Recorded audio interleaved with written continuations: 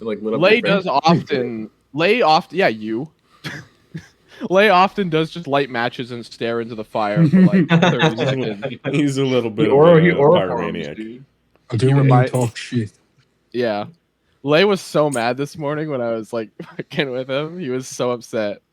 I'm gonna stab you in the fucking dick What tonight. did you do to him? What did you do to him? I didn't do fucking anything. I just said, I called him an idiot. I called him an idiot for not reading 3 p.m. and instead reading 3 a.m. And he's like, I'm not fucking staying up that late. Dumbass. It's ironic coming from fucking Braden who Uh-huh. is very well known for not reading shit properly or fucking Uh-huh. True. Not remembering Lay- shit. Lay beat me to it when I was gonna make fun of Lay, being like, "Oh, it's kind of funny coming from you. Can't fucking remember jack shit." Well, whatever. I take the W this one time, okay? W. I don't think It's you very did. rare. I think you took the L yet Very again. It's a rare Braden W. Is what that Oh, is. you thought you took the L. L. You thought you took the L. I never take the L. Braden, I only get you constantly take the L, bro. That is like uncommon double. I get a common W moment. common dub. I don't think you get common dub, bro. Hell, I think Name- there's anything common about it. Name one uncommon W moment. Go. Oh, Of you yours, see your ball. I couldn't You name see one. your Of yours. Yeah. I couldn't. I just simply couldn't. ball pick. Ball pick number one. That was a. You That's thought not a that was an W, L at the bro. time. No, he thought That's what I'm saying. It's not a W. It was an L. no, it was a W. That we're not looking for L's. We're looking for W's. Dumb. Oh, we're looking okay? for W. Yeah, there is none. There is Crazy some. W. Edge probably has more because he respects me more as a human being slightly. Sometimes you make sometimes you'll make the That's video a and it'll make bold you plan. all. I made you laugh recently, really I hard. made laugh a lot. I said Generally something speaking. How the stupid fuck is that a W? because it brought joy to someone's life. So that's a W in my eyes. Yeah, okay, pal. Okay. Whatever. Look, Yeah, I'm okay, I'm a fucking guinea pig. All right, I see how it is. All right, You're Whatever. a punching bag. Yeah. I'm a punching bag, and one day I'm gonna just Bag's gonna punch back. He's gonna, my bag's gonna punch back. He's gonna snap. He's One gonna of kill these us days, all. I'm gonna walk into Oregon, and I'm gonna walk Shit. into the state of Oregon, and it's Walk gonna be into over. Oregon. And, I'm gonna start war with the state of Oregon. I'm gonna set foot in Oregon, bro. I'm gonna light the forest on I'm gonna fire. step across the border into Oregon, and you'll feel the ground tremble for my aura. Our spirit animal Bigfoot is gonna take you out, bro. No, just I'm gonna fucking wreck you, I'm man. gonna recruit. Ty's Bigfoot into my gonna conjure Bigfoot to destroy you. I'm like Don't Bigfoot don't in many test me, bro. ways. He's gonna conjure that fucking. Well, you're Littlefoot. Assassin's Creed game. I'm Littlefoot, so he'll look up to me like a. I'll like turn- a son. I'll turn look into up that to him Titan. like a son. Yeah, Fucking terrible. Ty, you'd be a great Titan. You'd be I'll like turn a into him, and I'll be like, Fucking Titan, bro. You look like you'd eat a bunch of people and run around naked all the time. You would. thanks, I I'd be a guess. good I don't Titan. fucking whatever. Lay would be a great Titan. Lay would be a great Aiden- Titan. Not Aiden He would be loves a- Lay loves Aiden would showing be a us his body. Let's be magnificent honest. Titan. Oh my Oh, god.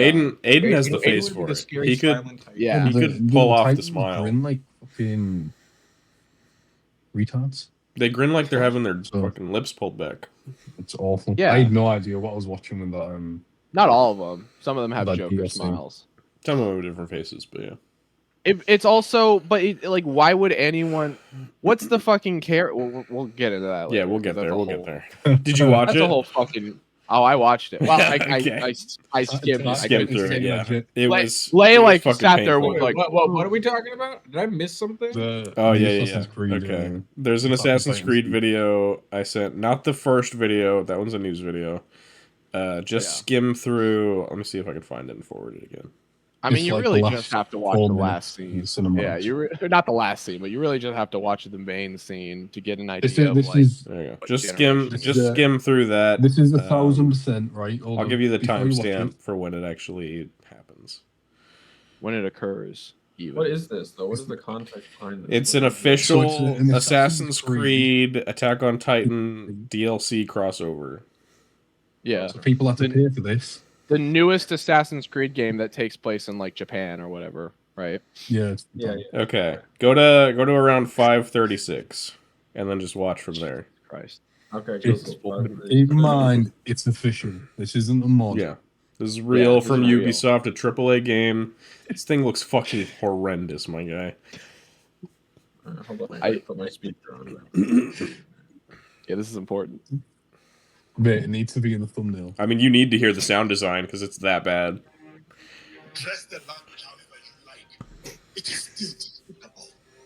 This I hate part's the definitely voice getting actor, cut by from the the way. episode, but This is awful. Do people like this, or are they all like hating on no, it? everyone hates it. No, everyone's shitting on it. Rightfully so. Okay, good. This is Ezio the didn't die for it. Didn't die for this. Seriously. Yeah, this is by the way, this is a real. Do people fucking like the normal game, or do they hate the game too? I don't think people It care. was only hated by people who fucking claim to care about. Yeah, shit.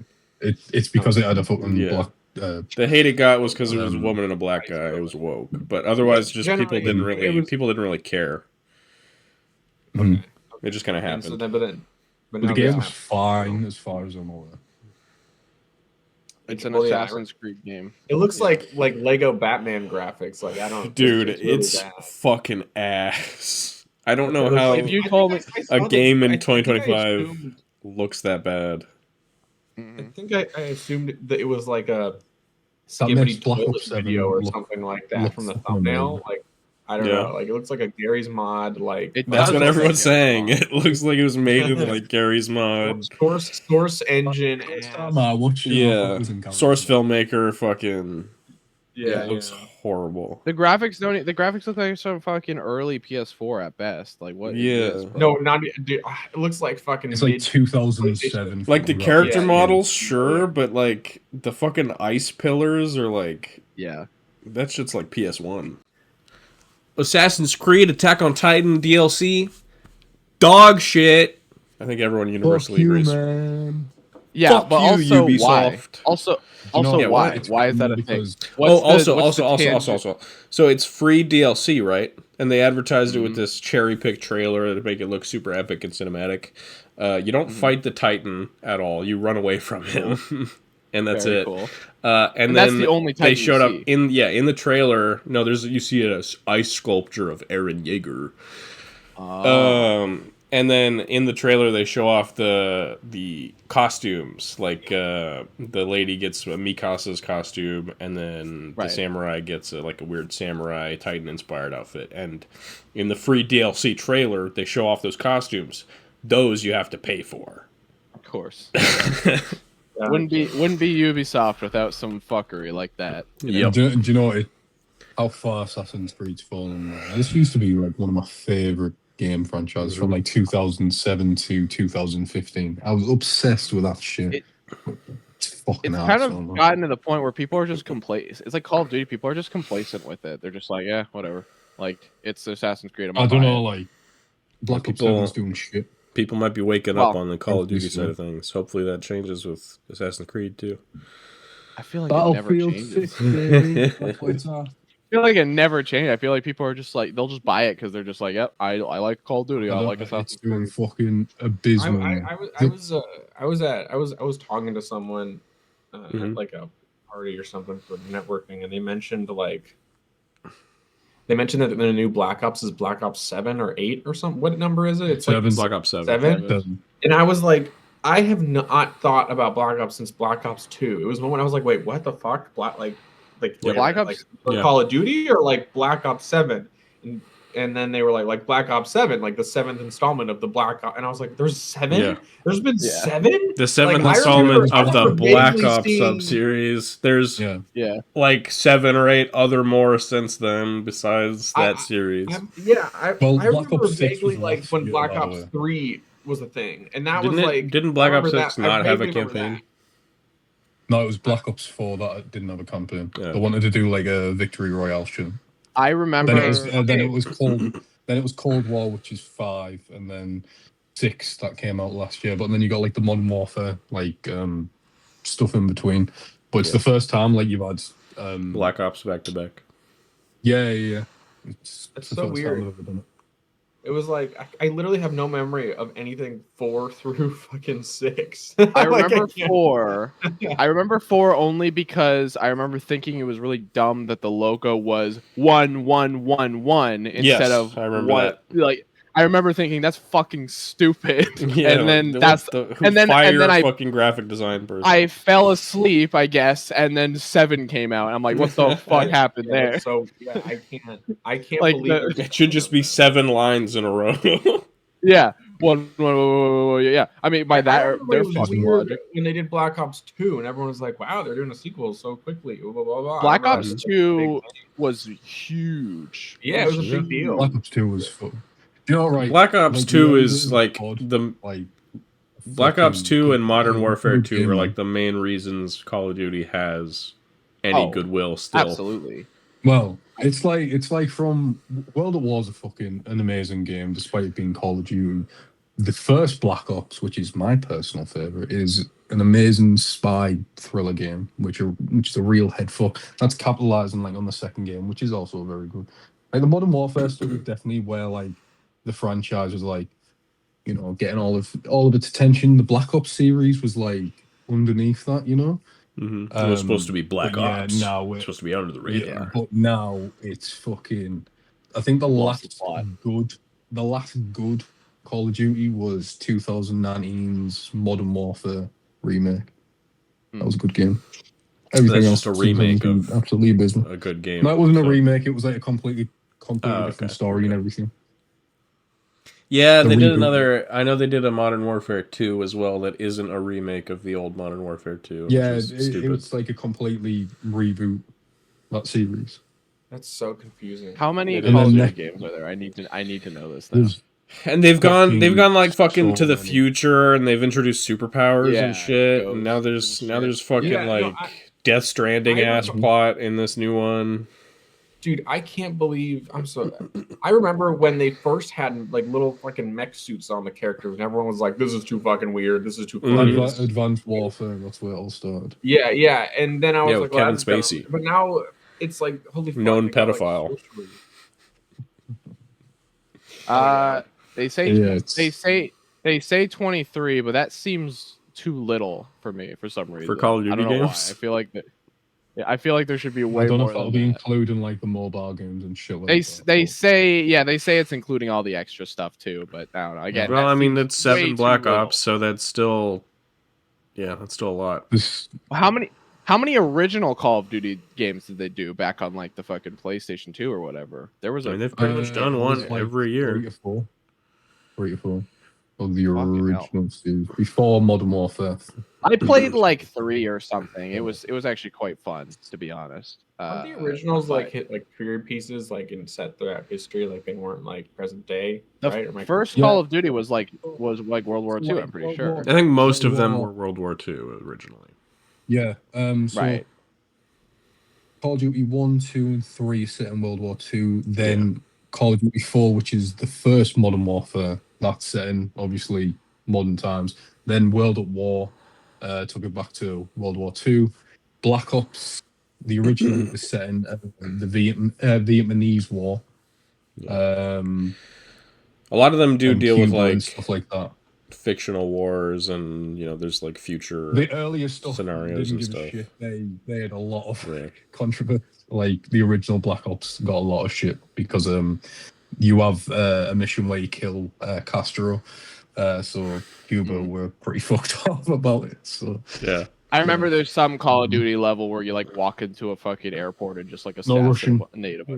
Russian. No oh, Russian. I feel yeah, like yeah, honestly, I yeah. was thinking about it at work. Today's modern day and age would be perfect for some Call of Duty games campaigns, like a campaign set in like a new American Civil War, or a campaign set in like Russia goes to war with everyone. The issue is they don't want to upset anyone because sales and shit. Yeah. Black Ops 7 Black Ops 7 peaked at I think 70,000 players in total so far for the game on Steam alone, whilst Battlefield 6 is peaked at like 70 million or something like that. It's fucking- like, yeah. Battlefield is finally fucking. I won't play a Call of Duty game unless I haven't played a Call of Duty game. Man. I have Call of Duty games for free, and I haven't played them from PlayStation Plus. It's just I would never choose to play Call of Duty. Like it's never my go-to choice. It's like I would, I would much happier. I used to buy them. It's like eating a salad for me. It's like no thank you. It's not even a salad. It's like toast with nothing on it. Yeah, it's like bland toast. You just eat, you're like, yummy. Bare minimum, yay! It's like fine. Like objectively, you could have fun playing them because you're just. And if you get into like the more interesting, the better campaigns, then it's like when a buttered piece of toast just hits right, like when you really need that buttered piece of toast. But otherwise, I don't know. Well, Ty, now you need to play every single Call of Duty game and rank every single I will one. not be doing that. That sounds like hell. I think you would go insane. I barely enjoy the good ones. I don't think I would survive. Yeah, I think I'd enjoy the good ones, but then I would just hate life for the bad ones. You'd just be falling asleep. You'd be like, I think that happened the last time I tried to play one because I got it for free, and I was like, Well, it was still amazing. What's happening? I love the idea of you playing a video game where you're just like sitting there and you're like, oh, it's happened before. Bored out of your fucking mind. Oh, that's awesome. That's fucking awesome. All right, well, let's get right into it, gang. Why don't we? Roll that funky, fresh new intro.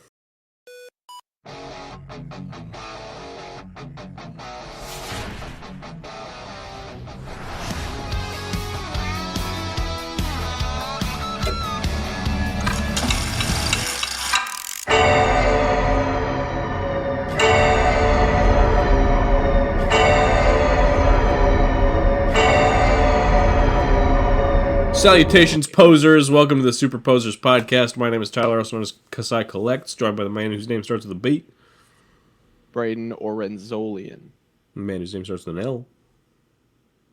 Leighton, also known as the Northern Dalek. And a man whose name starts with a T.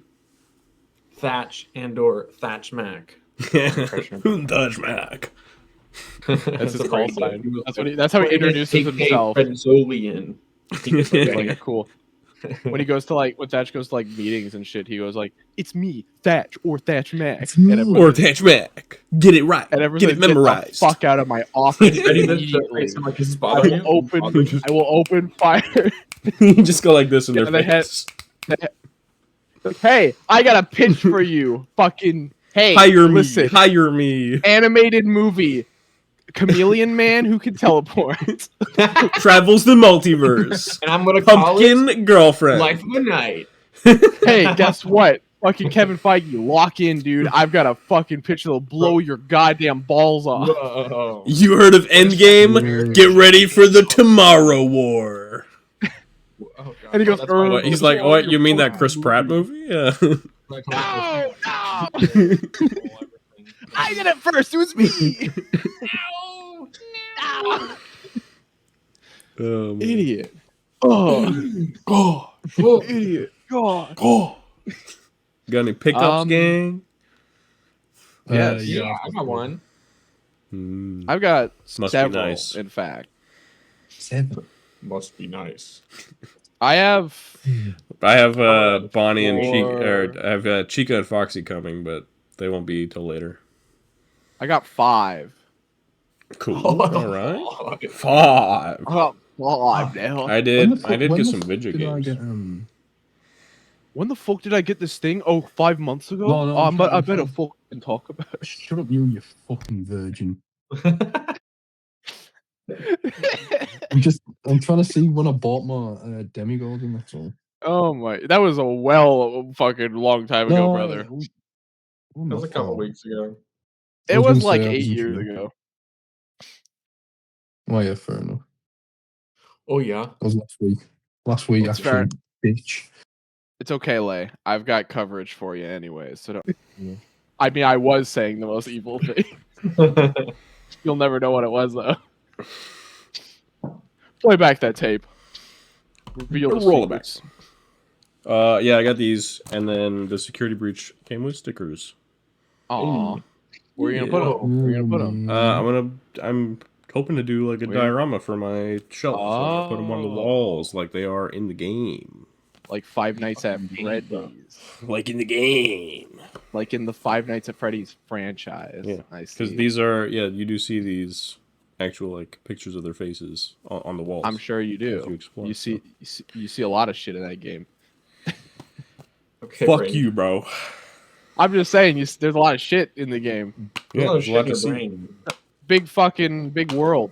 Crazy world. It's peak. All right, I got another firefighter. Another one. This firefighter. This one was $17. I was walking at Target because I'm visiting home for the holidays, and I saw a Target employee walking, and he had a stack of Joes in his hand, but I think he just put the clearance tags on or something. Or they were left somewhere. He had a whole stack. He was holding them like this, and I saw they were all blue, and then one had the red, like orangey fire stuff, and I was like, "Wait a minute, is that the fire?" Wait a minute. And I did one of these as he walked by, and then I was like, and then it was. Then I spun around, and I was like, "Hey, bro." Can I look at that top one real quick, see what that sale is? And he was like, "Oh yeah, no problems." And I picked it up and I looked at it, $17, and I was like, "I think I'm gonna buy this." No problem. Yeah. He was like, "All right, thanks, man." And then you stole it, ran out of the store, and didn't pay for it. In fact, you actually didn't pay for it. I did pay for it, but I did stop the guy, and so you stopped him from committing a crime. That employee was probably saving that for himself. This is mine. Well, no, he had the fucking Rocco. He had like 3 of the police officers under it as well. He could have done the cool fucking Rocco the Great, like store toys under the shelf thing. He could have done that. I looked over the shelf and I saw a fucking Nintendo. I bought a 2007 Spider-Man figure that's worth $10,000. Eat my ass, Rocco. Fuck you. Jesus Christ. Wow. Sorry to with Rocco, dude. I have deep-seated hatred. Anyway, right, who's going next? How many so you get, Lay? I got 3. Then I beat you. He's got 5, so you go next. Yeah. All right, okay. So Bryn's is full of hate this morning. Yesterday, Ty's gonna shoot me down for this. These were really unnecessary purchases, but I wasted my money. Yeah, I did. Take a look. I know for a fact they're worthless, but I seen the words feral predator, and I was like, and you go feral, Oh, look at him. Lay's eyes go white, and he fucking loses his mind. I was going to get this for Christmas as well. I was going to ask someone to get it for me, and I saw it. Now you don't have to waste someone else's time. But right next to him, you know, because he is my favorite, was our boy. Yeah.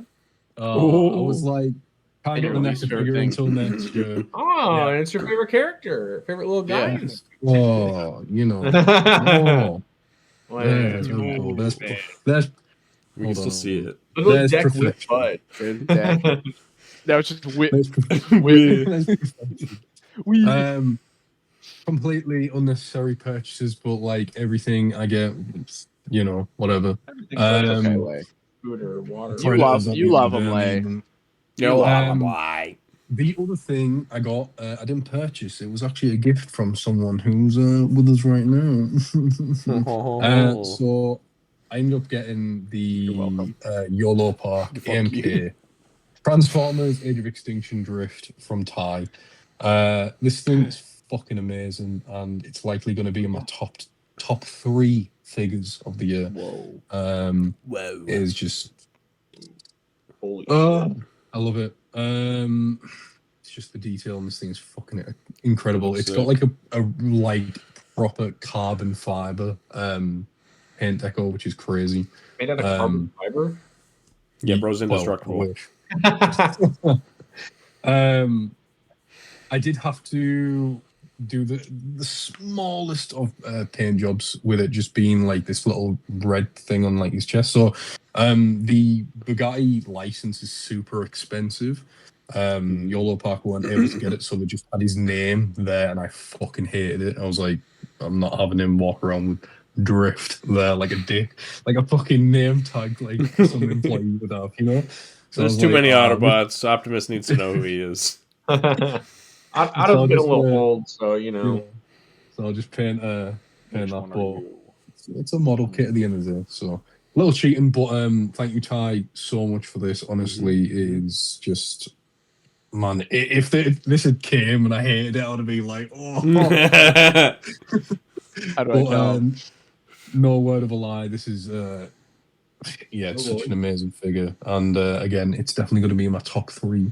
I don't know where it's going to place, but it's definitely in there. It's just so much fun. And it's definitely not recency bias or anything. No. Oh, man, he's great. Yeah. It's dope as fuck. He's Samurai Transformer. Go, you bro. got something else there, like. No, don't. Oh no, the 2 Funko Pops. Okay, you said I was gonna say. Yeah. Okay, alrighty.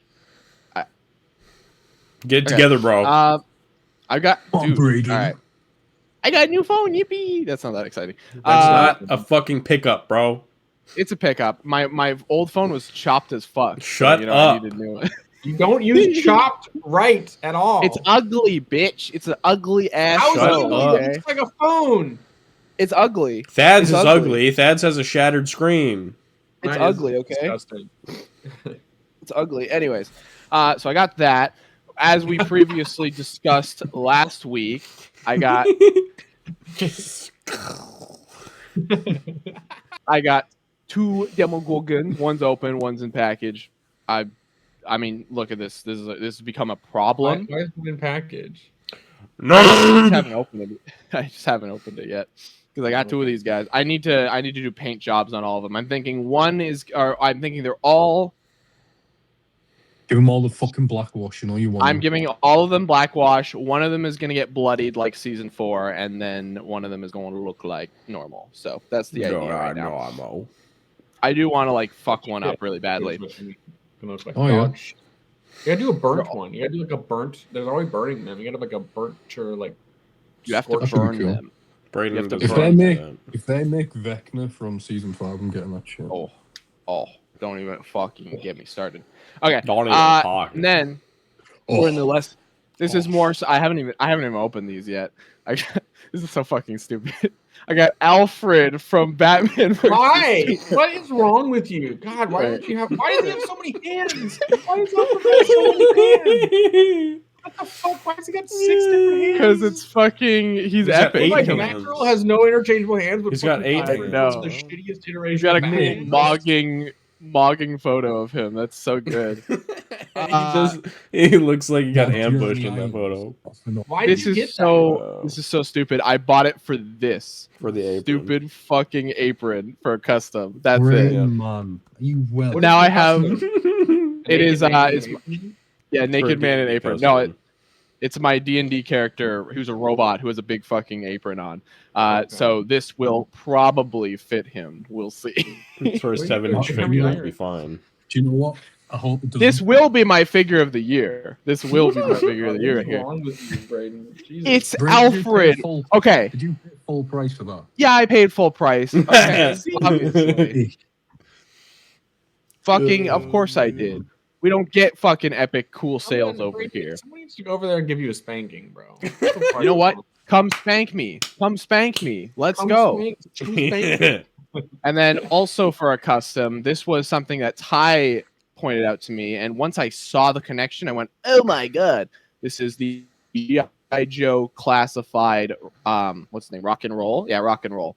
I'm using this for a Marvel Rivals Bucky. And when you look at the details, it's surprisingly close, which is crazy. Yeah, his pants and his shirt are pretty literally he has knee pads that look exactly. It just needs paint, and it's like perfect. I'm going to. I got a 3D printed head that is painted. That's coming from eBay next year, I guess, because fuck me. But I got to figure out an arm for him, and then I'm going to commission a vest for Rebel 10 Customs. So that will be. Hell. And have you got a proper unspoken love for the Winter Soldier or some shit? No, he's got it's Rivals. It's right. Yeah. Of course. But this is one of the easier ones to piece together because it's not like a crazy. Don't make fun of me, bro. Come on. Come on now. At Ty least found it's a good figure. There's a topic I want to talk about. I forgot to tell you guys about it. Oh well. Okay. Well, we can add it. It was just a shitty Hot Toys blue Batman, but it's not a big deal. Okay. I know what you're gonna vote. I was just gonna clown on it, but there you go. My point is made. There you go. Put a picture of him up and Put him in the thumbnail. yeah, put him in the scary fucking. That's false advertising. The blue Batman with the fucking Attack on Titans Titan. Yep, That's what he needs. Yeah. Yeah. The two things that aren't. Yeah, good job. Please. That's everything. Yeah, that's everything. Oh, not trying to find it. Oh, I found it. Oh, I found it already. Oh, he found it. Once I saw it, I was like, "Oh one no!" in particular. Oh, One no. picture in particular. Oh, I know. I think That's I know the what fun. picture you're talking about. That's Yeah, 100 photos of him. Okay, I hope you there's know. there's one amazing photo. I know exactly what you're talking about, bro. I know exactly what you're talking about, bro. I know what you're talking about. Oh no, what they're talking about. Well, I like doing fucking epic. He's like a fucking doofus. Dude, it's so bad. It's like the worst Oh, that. part. Yep, that's the one. That's the one. Oh my god, he looks like a Yeah. Nimrod. That's what I was gonna send. God damn it. That's Yeah. the best one. Look at that He shit. looks like he looks like a fucking nerd. I don't know what. Looks like an idiot. What the fuck?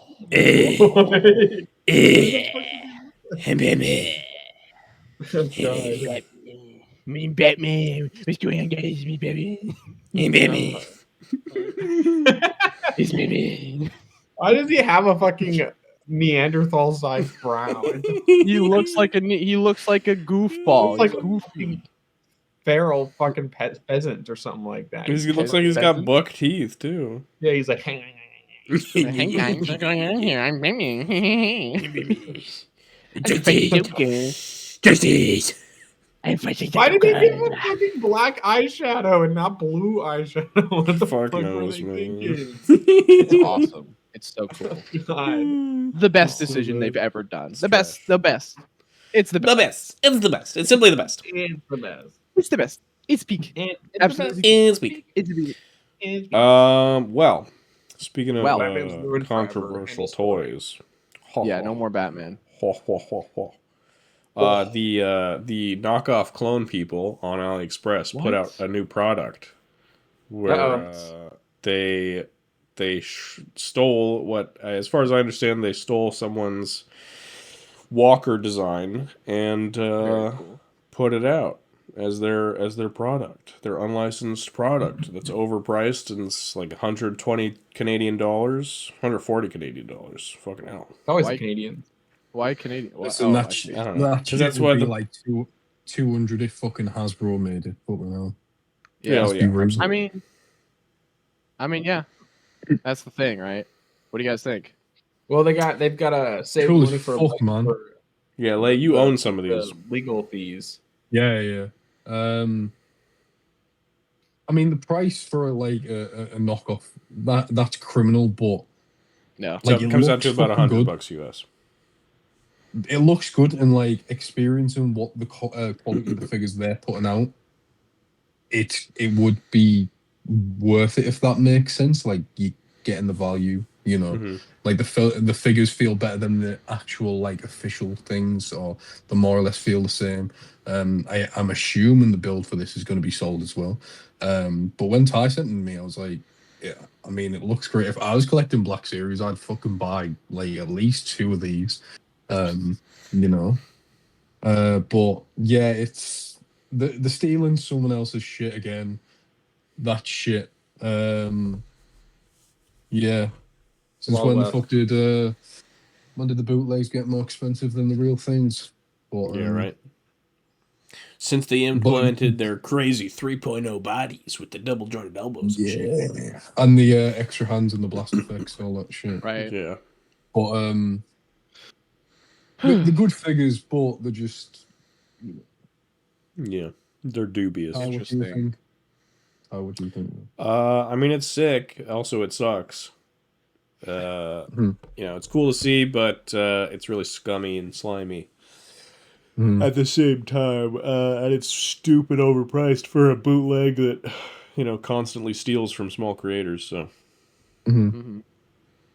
that's the worst thing about it. Yeah. So. Yeah, they're gonna. This always happens with these kinds of people. Is they're gonna burn bright and fast, and they're gonna burn out. These kind of things are not sustainable. They've been going for a while, man. These have been going for at least like 2-3 years. At this point. Yeah, but that's very long for knockoffs, but that's not very long for They are companies. They are getting more bold, it seems. Yeah, they're quite popular as well. Well, the bolder you get, the closer you fly to the sun, the sooner you get. It's like half of Black Series collectors are cloners. And so these guys are very popular. The issue is that the bootlegs are like, which I get. I mean, like, I'm guilty of it because I've bought like 5 of them. So I understand why Black Series collectors are buying them, because you're getting brand new sculpts, you're getting brand new weapons, you're getting all these brand new like designs that Hasbro has made, actions, like all this shit that fans have been crying out for from Hasbro, and they're not giving them. So why support the big company when there's a bootleg company that's giving you the same quality for a fraction of the price? But it's not. Yeah, it's not though. It's not a fraction of the price. The older figures. Yeah. The Doom ones. Those are the expensive ones because those are the ones. Well, they've updated most of them, I think, to the 3.0 body. Yeah, so I think most the 3.0 bodies. Over the regular price now. I think I paid about 20 per figure or something like that. This is mine. This is stupid. This just makes makes like me but like an official Black Series over here will like set me back like 25, 26, 28. Yeah. So somewhat cheaper. This is dumb, and this just makes me miss the fact that we never got that fucking Lego one. I know, right? Like, literally, that was the first thing I saw when I saw this. I'm like, fuck you. All right? You stole that from me. You stole it from That was today! They stole it! today. They stole it from me, Carmine! They took it! That was today! Today! It just makes me sad. Oh, well, whatever. It's a... Fuck Black Series. Yeah. Black Series 6-inch, yeah! Black Series 6-inch, yeah! Black Series... Yeah. Fuck. But I don't know, I had to share it because it's pretty... they got some balls to make this. They do. They've got some cojones. Just for an idea of what they're willing to charge you for, say, one of these new ARC troopers with like 15 pairs of hands or some shit. I think we talked about these guys. We have before, because obviously, the steel and shit and whatnot. But just to give you an idea of what you get, I don't remember this. Black Series 6-inch, yeah. This is the sort of shit that Hasbro themselves should be giving us. Oh god, it's down to if only. That's so many fucking hands. Oh my god, it's like 20 hands. Probably unnecessary, to be fair. That's excessive. That's absolutely excessive. Yep. You don't need to do every hand signal known to man. He's not a fucking Naruto. It's a hand for like every single finger being out. Yeah. Yeah, it's wild. I wish. Include some of these. Whoa. Whoa. Fuck Black Series, dude. Fuck no.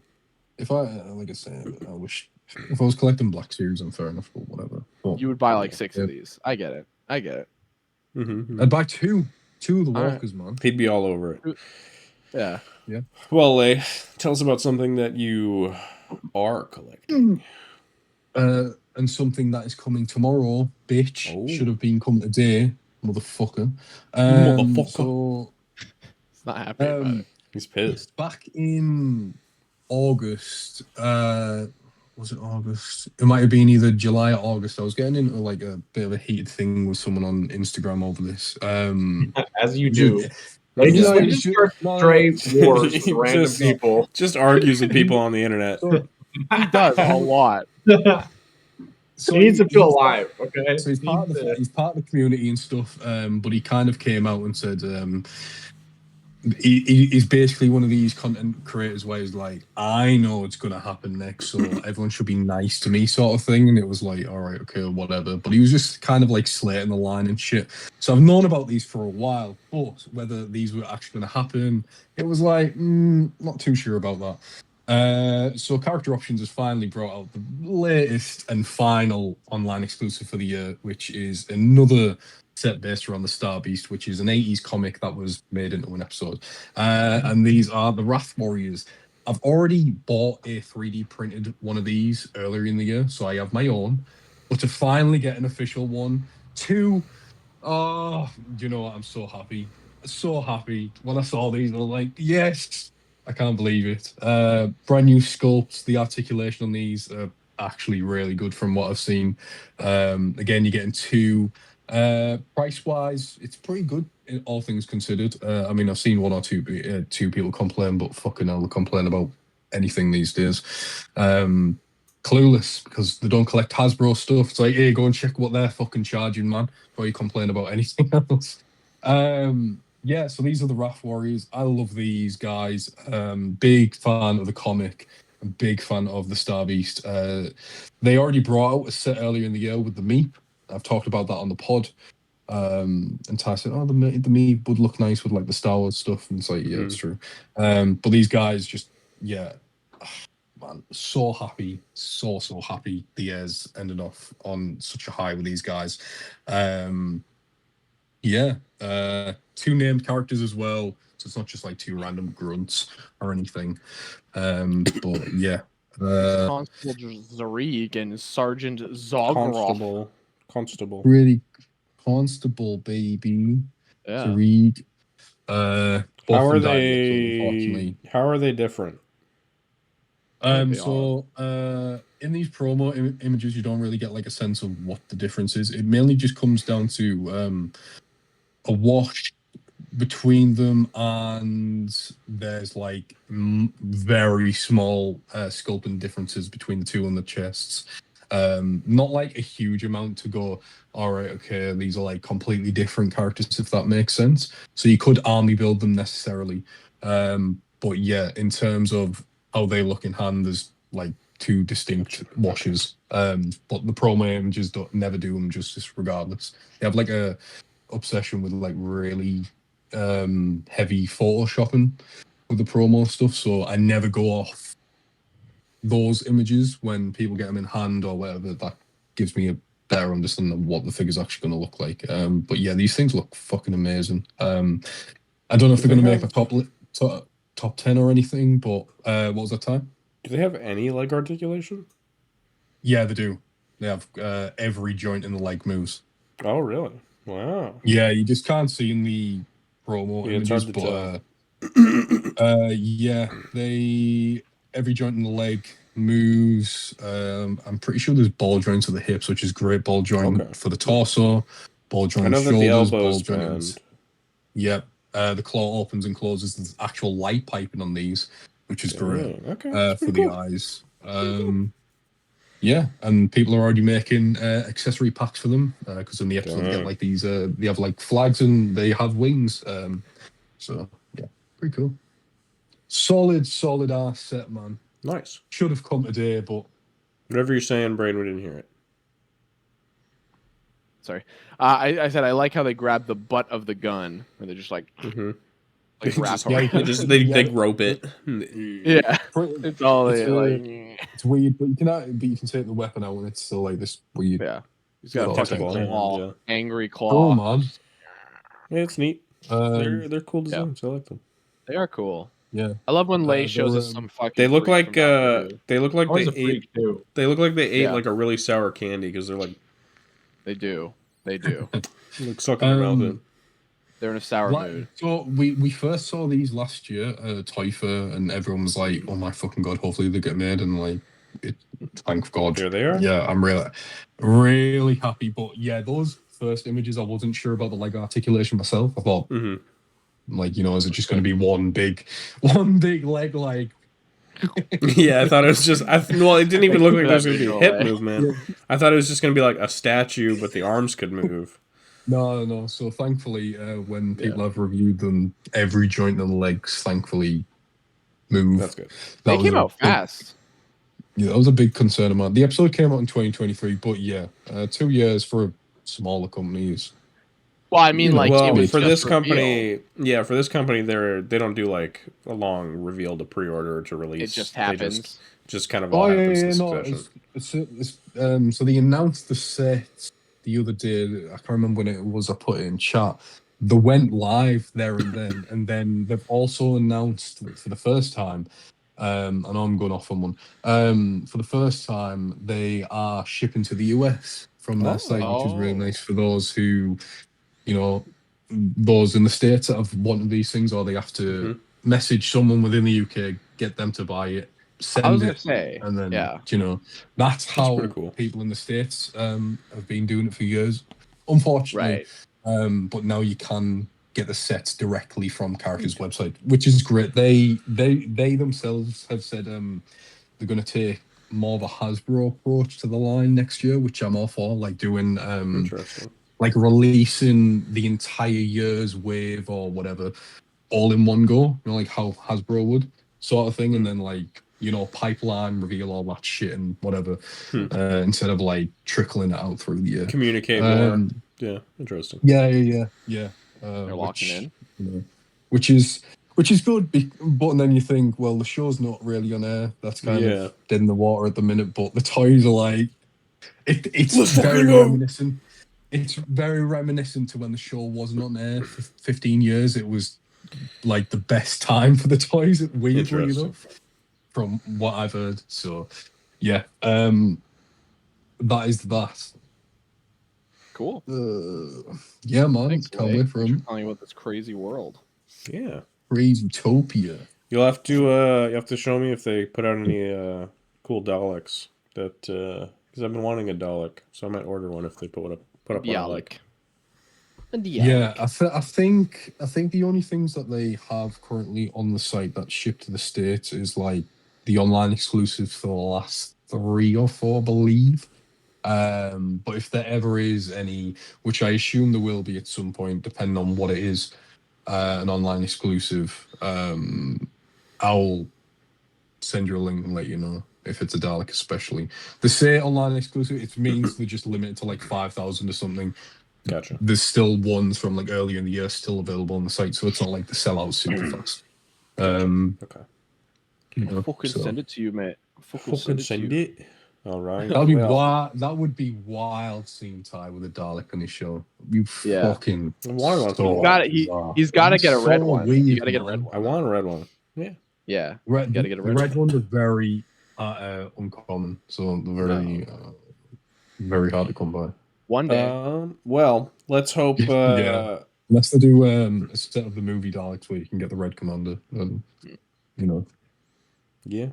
Well, let's hope they learn from Hasbro's mistakes and don't pull off a major fucking fumble like this shit, like Hasbro did with the HasLab 375 Tron set. That failed. Has been abysmally fucking failed with only 1,380 backers out of 10,000 needed. There's a new champion. Oh, the way. I just can't. Right.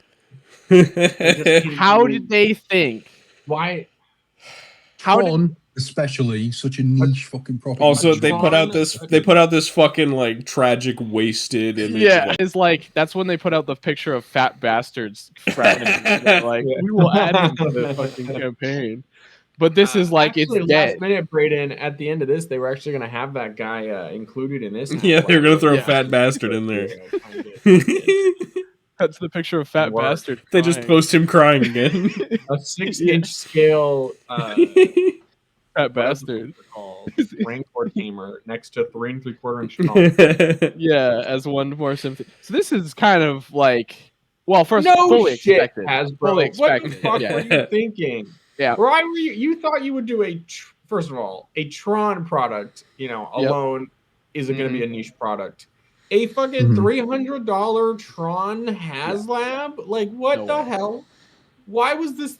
I don't know. I cannot understand the decision makings over there. Like, if you work out the total cost, the most expensive thing in that set is the light up base. Like like it's just fucking so they should bizarre. have just released the 3 3/4 inch figures alone as their own figures with no HasLab. That's what they should have done. It would have at least made. They probably would have made their money back, bare minimum. Yeah. Or do the figures and the 2 light cycles as a set. You don't need no fucking base or anything like that. Just release it as like, I don't know, like an $80 set. Also, even with a fucking stupid LED base, it's not $260. No. In no world is it. I like, really these feel are like all these are all like $10-$15 figures a pop. The same thing for the bikes. Apparently, and this is coming from like the designers for the figures and stuff, they work out to apparently $25 per figure. Bullshit. Fucking bullshit. Yeah, no way. Insane. No way. They're like, oh, because it's the detailing on the thing. It's like, man, behave. Fucking hell. That's fucking Hasbro feeding them fucking the Gatorade, the Kool-Aid. That's like, no, you have to say that the part they cost more because of the tariffs. The tariffs, they cost more. Guys, guess what? Our product is fucking high end. Tell them that shit. This is a premium real. If you there's a video that I've watched where some guy was covering the whole thing, and like you see the HasLab designer pretty much, or like the Tron, I don't know, like whatever. He's just actively arguing with people who are calling the HasLab out to be so expensive. Oh like, my god! What the fuck are you doing, man? Oh, but like, boy. yeah, he's like trying to excuse it, and it's like, mate, like, what are you on about? This is shit. This is obnoxious. They clearly look. Obviously, all the Tron stuff is Pulse exclusive, right? They know it. It has no faith in stores, right? But like, this ain't the way to go. Just put the figures out on Hasbro Pulse or on Hasbro Pulse. It would have been fine. You know, like maybe the ideal scenario is like a $30 pack that has a light cycle and a guy or something like that. Oh, yeah. Like something like that. If they were like that unsure about it, why not just put it in Disney parks as like exclusive figures? Right. You know. Yeah, it's stuff like that all the time. It's also like, I don't know. It's just, I get that they're so weird with their 3 3/4 inch lines and how they like manage them with their 6 inch lines. And I understand that whenever there is a brand that has had a 3 3/4 inch line in the past, Hasbro makes an effort to like appeal to that demographic. But like, I don't think that there were people who like collected all the 3 3/4 inch Tron Legacy figures, and now you know what I mean. Like, I don't think that was the right call. Not. There was only 1,000 plus. Like, yeah, that was everyone. That was everyone who cared. I'm so confused about all the decision making, and it sucks because it's like when Tron fails, it always feels like it's just a misuse of the property or a missed time or a misrelease or some sort of like mishandling. That it's like, why would you ever think that would have been a good idea? You know, like I don't understand. But at least the only saving grace, and I don't know, maybe they'll not. Maybe I mean, perhaps this sells so poorly that they cancel the Legacy line, but I doubt it because there's been a big response to it, like from a lot of people. So I mean, at least the 6 inch Legacy figures were so well handled, you know, at the bare minimum. Yeah, but that's going to be like a one and done fucking thing. Like, for sure. But that's the thing.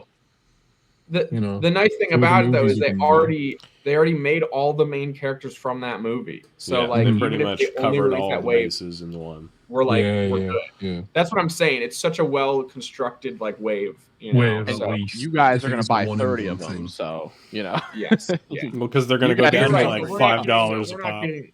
We're not getting. Yeah, they're gonna be like $35. We're gonna end up like the fucking D&D fucking movie figures. I swear, just like in bargain. Well, they're only tragedy. Pulse exclusives, so they're just It's true. It's true. They won't show up. They won't show up in stores. They probably will. They'll show up in like Ollie's or some shit. And I'm pretty sure. Yeah, Ollie's will have for like $5. I know that happened to the. I know that happened to starting lineup. I know they started showing up. I still haven't seen a starting lineup at Ollie's. I've always wanted to see one. Or at Ross. I've always wanted to buy one, but I can never find them. So. They were at Ollie's. I don't know if they were at Ross though. I don't think they ever showed up at Ross. Yeah, okay, I know, and Is they that were the basketball. Yeah. Yes. One, Yeah. All right, okay. I've Braden's never got to seen get him in person. LeBron because they're gonna make Luffy. I gotta get LeBron, even though he's like fucking $60 or whatever. Bruh, no, this is Just- fucked. I mean, Just look, order him when you come visit, and you can pay just $20. that's fair. Does I mean, how many failed HasLabs have there been so far? Like fucking. There I'm was the Cookie surprised they- Monster back in the day. There Yeah, was okay. Rancor. There was Reva's lightsaber. Yep. And this one, and I think Yeah. that might be it. No, there was the Engine of Vengeance. Hasbro. There's a Legends one. Engine of Vengeance. Ghost Rider. Yeah. Ghost Rider. Yep. Engine of Vengeance. So like, and that literally It's only- Legends was It's only Joe and Transforms that hasn't had like a fuck up with the HasLabs. Legends as of straight yet. up went, fuck this. We're not doing this shit no more. Yeah, Like, yeah. Which was really smart. Yeah. very Yeah. smart. Yeah. Yeah. Good on them, but still, this ain't I great. think Hasbro needs to. It's weird because they're starting Hasbro 3.75, but I think they need to know their audiences more, and I think they like. You don't put out a 3 3/4 inch line for the sake of putting out a 3 3/4 inch line. The only, honestly, the only brand that should probably have it is, and I don't know what Transformers does in regards to scale, so I'm not going to talk about that. But the only brand that should definitely have it is Star Wars, because there's enough people that are like obsessed with the vintage collection. But honestly, it's not necessary anywhere else. Like I don't see why we would do it. I don't get it. Like, it doesn't make any sense to me. Yeah. And it makes They sense built a for brand Star off of Wars because vehicles are so big, Star you Wars, can't really yes. do them much in the Black Series.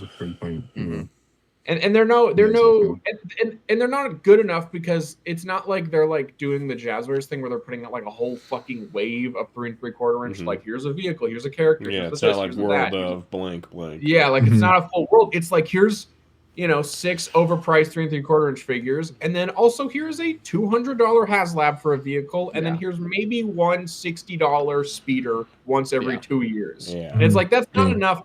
Like, sustain every brand. Certainly not. Obviously, Legends doesn't do it. I hope Legends does.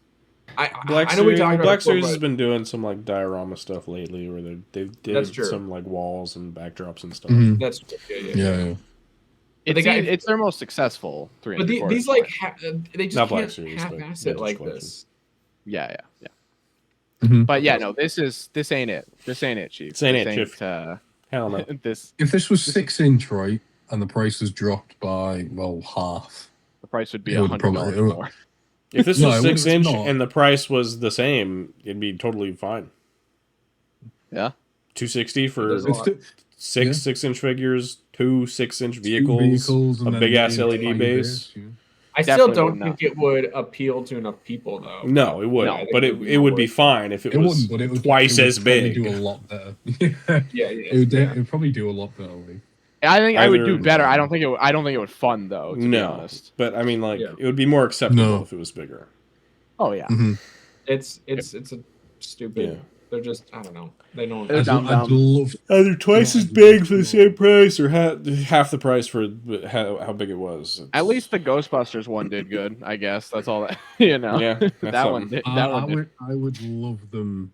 I'd love to be in the meeting where they decided on the fucking price for the entire thing and be like, okay, what's your mindset? Well, I'd love behind to. this? I'd love to see the people there. gonna shell out their money for us. They're gonna get $260. Yeah. I love the visual of some of the people in the Fucking room Trump. who didn't know that and were like, "Really? Oh shit! Oh fuck! Okay. Oh, that's Yes, not gonna go there's- well." Who? I don't know. I don't know if it's. I don't know pitched the if price it's. again? Yeah. I don't know who is making the decisions on like what these higher like budget products are going to be, and like who's deciding these things, but they're like, or if it's like a team or analysts or whatever, but they're fucking up repeatedly. You know, They're looking they at the gotta- wrong numbers. They're They fucking got to play looking it at safe. They've got to stop taking these risks, and they've got to play it safe. Just some brain dead decisions. This is how a fucking company burns and dies. Like they're Yes. trying to speed run No. this shit. Let's like make a Hasbro fucking isn't in $300 Reva lightsaber. What? Yeah. What? Yeah, Reva, Yeah. everyone's favorite Everyone's character. favorite character. Oh, please. They're like, guys, we're really excited for you to see this fucking lightsaber from this very popular Uh-huh. character. And then guess what happened? Meanwhile, Reba. even Sabine's helmet and lightsaber are showing up at Ross's, and she's a much more popular character than Reba. Yeah. It's almost like It's it's almost overpriced, like- and people don't want to pay that much money for shit. And Star Wars not isn't even in a that, great it's also spot. That too. Yeah. You know, it's a thing called Star Wars burnout, which is a pretty common thing at the minute. You know, Yes, it is. very fair. Yes, you know. it is. Scale all that shit back, man. It's not as It's really, it's popular as it was. just kind of Disney burnout. In general. Yeah. I think it's Yeah. just All right, lads, this will be next, won't it? And I'll be fucking. They will buy his $10,000 Funko Pops. Apparently, They'll replace Dan with someone who will do whatever Bob Iger wants, and then they'll just crank shit out. no. Predator runs around and befriends animals. He'll cross over with Alien Earth, and then it'll be Deck with a dog xenomorph walking around. And they start flossing. It's going to be like Thea's like, yeah, do this, Deck. It'll distract the enemy, and then he starts doing it. He goes, "Is this good? They're going to Is try this and be the new tactical?" MCU. Don't Well, it's gonna happen, I'm fearful, man. It better not, man. I'm fearful. Hey, you got a good movie. You got some good movies out of it. You got 3 good movies out of it. Fearful. Something's got to give at some point. You can't have too much fun. You can't be too happy. Like in At this some world, point, something's you gonna only break. get a certain amount of happiness. Then you're fucking depressed and mad the entire time. Hey, Then you have to be Listen. depressed and suffer for 10 years, and then something Yeah. good will happen. hey, that could be the alien side of things. They had one great new movie, and they had a fucking stinky ass show come right after it, you know. Yeah. So, oh man, We got a it's Fortnite rough. collab. It can't be that stinky. Predator hasn't even had that yet. Well, it I had know. a long It's fucked skin, up. but it Shit's hasn't had fucked. deck, which is bullshit, man. Fucking Fuck you, bullshit. fuck you, Epic. Fuck you, Epic. Fuck you, mate. Fuck you. Boy, fuck off, Get you your fucking. priorities. Fuck you. Hey, Valid Epic. valid Fuck crash you. out. All right. Top, Well, 10, top 10 lay valid crash out moments. let's Braden, let's get through Mighty Nine quickly. I don't want to spoil episode 4 for Thatch because he hasn't seen it yet. But Thatch, you can chime in on what you've seen of you caught up on the other 3 episodes. You did? Okay, good. So episode 4 picks up where episode 3 left off. Some cool ass action. So we get some further developments, some team bonding. Good shit. Can't wait for the next one. I'm gonna leave it at that. That's good. That was very simple. Fucking hell. Who Funny moment. got your favorite moment in the episode, Brendan? Who got your favorite Funny moment? moments make me lol, make me Funny smile. moments make me laugh. Obviously, There were not many Jester. penises in this episode. There was a penis reference. There were some penis referenci, but There were There was, some there was a reference to Braden's penis. Yeah. yeah, All the about it being characters small. laughed at the camera and went, ha ha, tiny. But that was only And in I went- Braden's episode. That was specific to him. Can you imagine if the white dude broke the fourth wall and made fun of all the weebs like while they were watching? Holy shit, dude. I would love that. Some anime do that, but it's never Oh, like yeah. you're They'd be fucking so tiny into it. cock loser. Oh yes, talk dirty to me, babe. Degrade me, please. Step on I me, would love. senpai. I would love if you were watching. I would love if you were watching an anime and one of the girls just turns to the camera and is like, "Stop jerking off, you fucking." freak." Are you hard right now? Braden It's like, what is that tiny 1-inch pinch you got there, bro? Braden, And then who and got your what? favorite moment in the episode? Fucking Jester, obviously, bro. Okay, just making sure. I just want to know. Bruh. It was good Bro, shit. she's the She got best a lot. character She got a lot ever. of great stuff in this episode. She's the best character ever, and I won't I take know. no for an answer. I know. All right. I know she is. She's I won't take no. Not's pretty good in this episode too. I like Not. She is. She gets a lot to work. Fucking- It's fucking actually tweaking. they really start immediately building up the relationship between her and Jester, which is great. Yes, that was cool. That was very good. I like. I mean, this episode was kind of simple when you get down to it. Like it was really like it's not. I don't feel like monster a hunt. lot. Yeah, it's just a monster hunt, and I don't feel like a lot actually happens. It's kind of just like pretty straightforward. But I like Mhm. that. It was good. Yeah. It was very cool. I'm curious to know What what's do you- going on. What do you think of Molly? Molly's cool. Yeah. I like Molly. I like Ford a lot. You like everybody, I presume. I hate Caleb. No, I don't hate Caleb. He's weird. He's weird, but I get what he's going for. He's got depressed, a lot of trauma, a lot of secrets. He's got a lot of trauma. He's got some issues. I can't wait to see more of the Sensual Seven. Okay, I cannot wait. Oh boy. They officially get the name in this episode as well. They're the Mighty Nine as of the very end. I like how it's like the guy's like, huh? What? Huh? He's like confused about it. He doesn't understand. Yeah, it was cool. It gets a little dramatic. It gets a little like sad, but I do like. No, it was good. It was a good episode. I had a fucking heart attack because I thought I had to watch 3 episodes last night at like 12 o'clock, and I was like, oh, here we fucking go. If I had to watch 3, I would not have made it because I barely made it through 1. So thank God. Thank God. But yeah, this was a great episode. Loved it. Cannot wait to see more. The fucking police here are coming to arrest Lay. What the fuck? Holy shit, Lay. Look outside your window. They saw Cops are here. They saw your partner. Are they actually coming? It looks like it. Editor, put real gun sound effects. Open the door! Police, y'all! It's the fucking police, y'all! Open fucking up! I'm here to rescue fucking giblets. You sound like that guy from Romulus. It must have been because it just stopped. It must have been the police. Yeah. He just doesn't care though. He doesn't give a fuck. He's not even gonna check on it. All right, Thatch, what'd you think of the other 2 episodes you watched? I liked them a lot. I do like how the character dynamics are starting to form. What a fuck! I do think the one thing I did think as I was watching that last episode was when they're at the circus.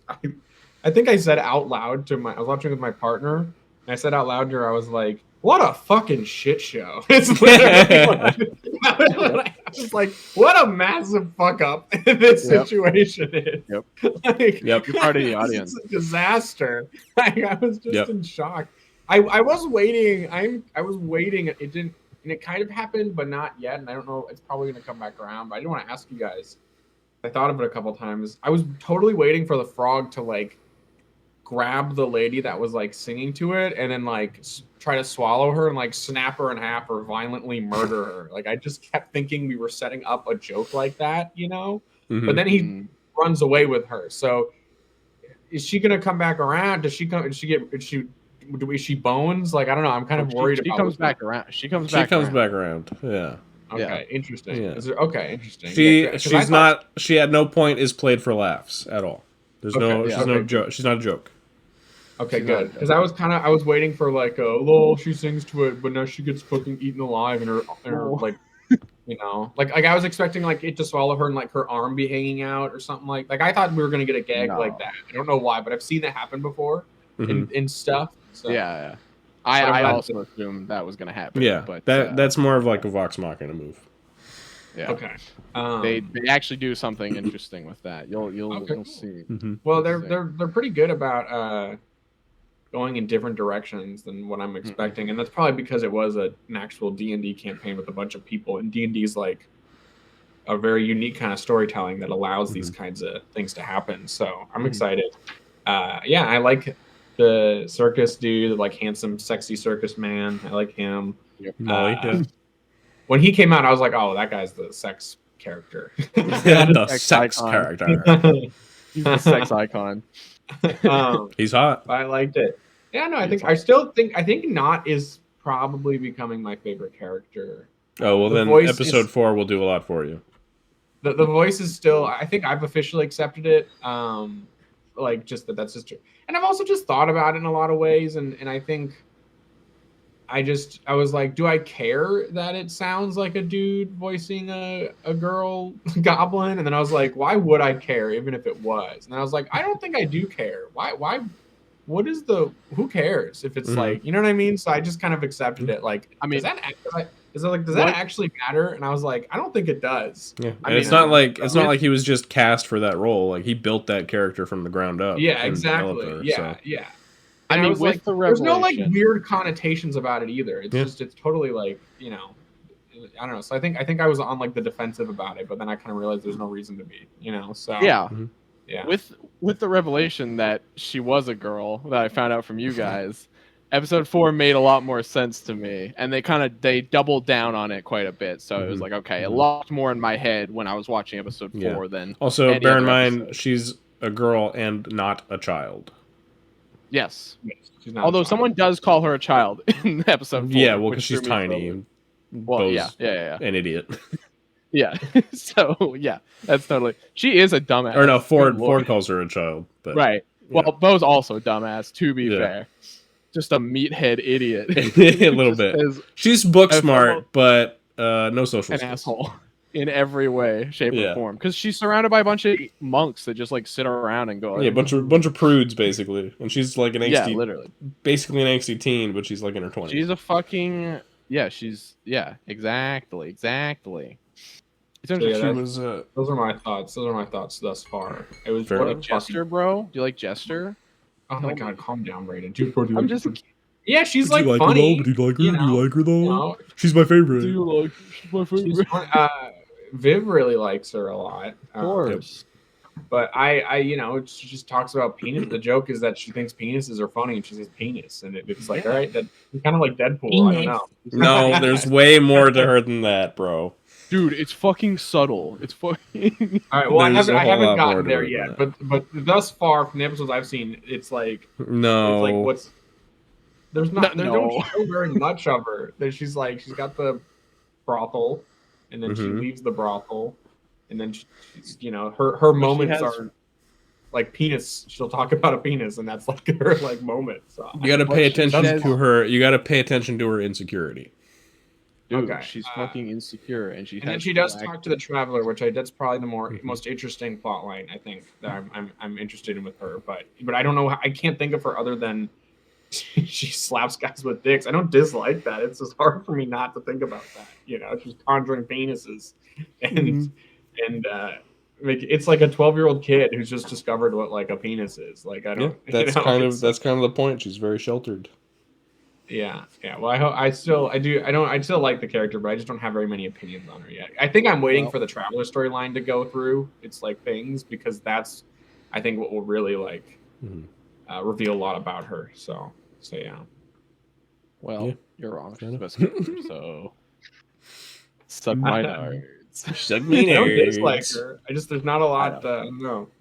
No, I'm not offended. I think will be the most interesting stuff about the character they haven't gotten to yet. They haven't gotten to that stuff. So. I'm not pissed. I just love her a lot. You just want to goon, right? It's literally just because you've got a little crush. No, it's because my face all red. I look down. I'm all bashful. I get embarrassed when I think about it. Flutter your eyelashes, like. Ty, I did ask Ty, like, hey, are there any fucking comics I heard? There's a fucking prequel comic I'm probably gonna go grab because that's very exciting. Yeah. All right. Well, I will take my leave and I will let you guys talk about Stranger Things. He's gone. Weirder things. Weirder things. Are you really just gonna peace out? What's weirder guys? I'm gonna go do stuff while you guys talk about Stranger Things for like an hour. He's gonna go jack off in the closet or something. I gotta go check on a 3D print and then start a new print and blah blah blah. Hi, thank you for 3D printing that guitar for me. I'm so excited. Thank you so much. Yeah, I don't have it with me right now, but it's in the other room. Ty, do you want us to have like a time estimate or something like that? No, you guys go for as long as you want. I was gonna say. Lay's like, no, wrap it up really quick. Wait, no, hold on. Don't leave me here. Don't leave me here. Well, Thatch, do you have a time limit that you gotta follow? I mean, we're not. I can't talk about it. I can talk about it maybe for like 30 more minutes, but I can't do over. I mean, let's be honest. We're gonna be concise. Yeah. Okay. Because we've all seen it. Ty hasn't seen it. Okay, Ty, go take your leave. All right. Stranger Things is officially back with season 5, volume 1. We've all seen it, obviously.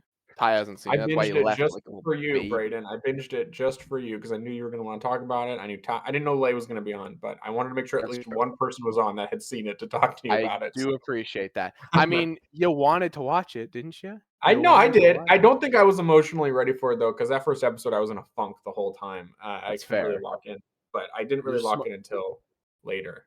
You were smoking crack the entire time. I was taking shrooms, bro. I was in upside down. You were smoking those particles, bro. I just want to point out something. These are my notes. Wow. Dude, you're awesome.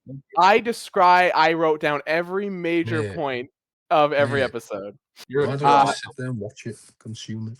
Well, he watched it the I second time. It was a second I rewatch. I only Alright. I only rewatched the first episode and most of the second one. I That's haven't enough. gotten but I did go back and actually went through the other episodes and be like, what happens here? Because it's actually, when you break things down, it's actually fairly simple, like, surprisingly. There's a lot going on, Yeah. No, but you're right. It's the yeah. beat for beat is like, okay, this happens, this happens, this happens. Yeah. Do you want to know? Do you want to know what it reminded me of? The way it Hmm. opens, like the structure of the story. It reminded me of uh, almost like uh, Star Wars: The Empire Strikes Back, or Mm, even Return of the Jedi, where it opens midway through a yeah. mission, and then we get to see that mission go wrong, and then Yeah. how that mission goes wrong is what sets the stage for the rest of the season. And I thought that Yeah. structurally was, I think, you're right. It feels simpler in hindsight. You're like, oh, the whole Mhm. thing is kind of Mhm. built around the crawl, and then the repercussions of Yes. like things going wrong.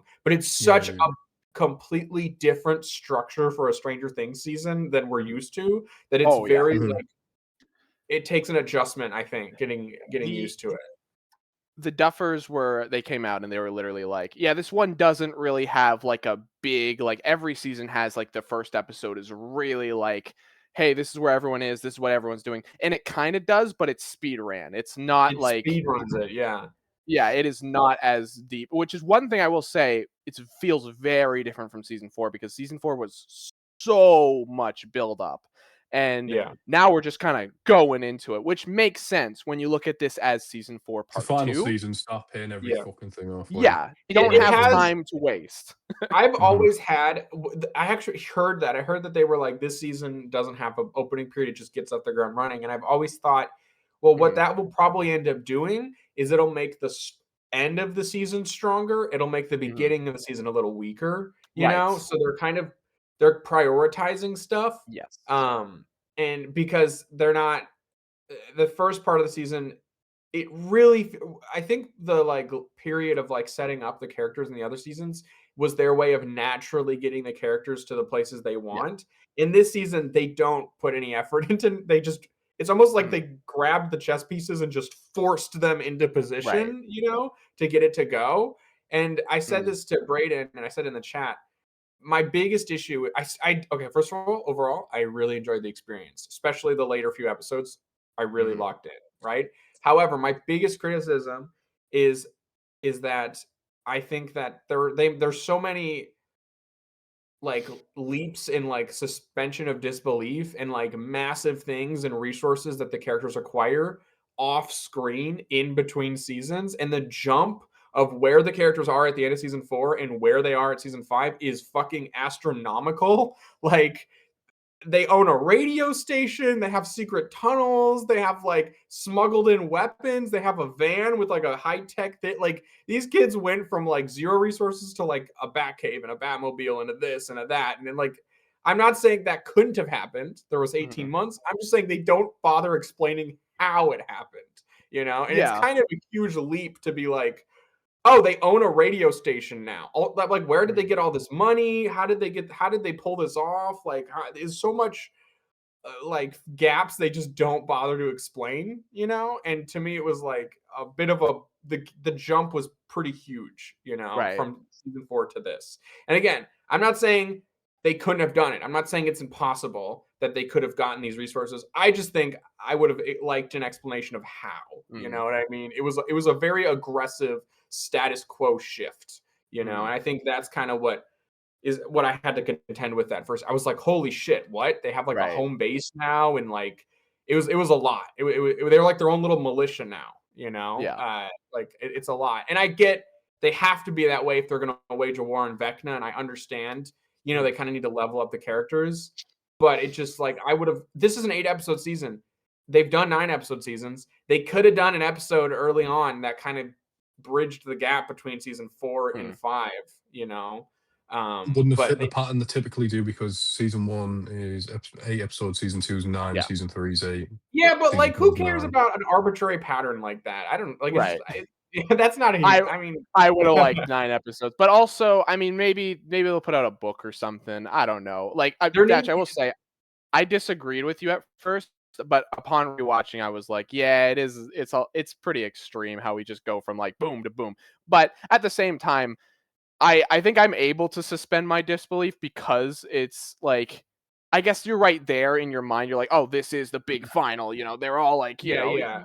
you're able to be like, well, I mean, these kids are able to pull off so much in little time. You see the type of shit they do in season 4 with like barely any prep time at all. Right. Yeah. Like they're able to get enough materials to fucking go fight I mean, Vecna in the Upside fucking Down. season 3, they're infiltrating a fucking Russian lab and Yeah. shit. So it's not like, Yeah. But like we get. It's not like they open with them infiltrating the Russians. We Right. actually have to see how they figured that out, how they got Yeah. there. Again, it's not. My big thing is not that I don't think they couldn't have done it. I just think that it's too much to show without explanation. Well, right? That's more the thing. I'm not yeah. saying these kids are incapable of pulling this off. Right. I'm saying that we don't get an explanation of how they pulled it off, and I wish we did, because it's a big thing. It's a big jump. So I Sorry. clocked it. No, it's okay. I get this thought out before I forget about it. So I clocked why I realized this, and it's because season 4 especially spends a lot of time. If they figure something out, they build up every piece of it until they figure something out. You Yeah. see every step of them. Like, how do they communicate with each other in the Upside Down? Through the lights. You see every step of that logic. Yeah. They go to Holly's fucking bright light or whatever it's called. They figure that shit out. You see every, boom, boom, I boom. think most of the seasons do that for the most part. They show you the Yes. pieces of the puzzle. Like they spend a lot of time. Yeah. Like here's a great example. Season 3, they decode the Russian broadcast, and they spend a shit ton of time. They've got like a whiteboard. They spend a couple scenes showing how they get there. You know what I mean? This season would have just been like, we decoded the signal off screen. Here's what it says. You know what I mean? And that's kind of the difference. They jump from here to there. And point A to B. Yes. I believe these kids could pull this off with the adults. I just think like you can't just like, it's just a lot so sudden. It would be nice. It would have been nice to see a little bit of it. Yeah. I feel like they could have rooted some of these plot lines or these things in season 4 more if they wanted this jump. Like but they don't show us point A either. They just show us point B. Like if at the end of season 4 we show them starting the Wicked radio station or maybe making tapes or something, and then maybe they're working for a school like high school or college, radio station or something, or just like if they showed the beginnings of these things, and then they showed the endings here, I think I could have bought it, but they kind of just here we are, we've got this thing, and I kind of want to know this, like how we got here. I think it would have been an interesting story to tell, but oh well. You guys want me to just kind of go off and start listening, and you can interject? Yes. Chapter 1 is called no, it's okay. I just wanted to. We don't want to spend too long. That. Chapter 1 is called The Crawl. We learn what a crawl is. So we find out at the very beginning. They released this on fucking like a month earlier, which was stupid. We found out Will was in the Upside Down. We get a flashback to that. Everyone's thrown off by his weird CGI. I didn't think it was that bad. That did not fucking look like Will at all to me. I'll just say it didn't look like Will, but I was never like, that's fucking weird. I only thought it was weird because I knew it was supposed to look like Will and it didn't, and that's why I thought it was weird. I think the 11 stuff was more uncanny from last season.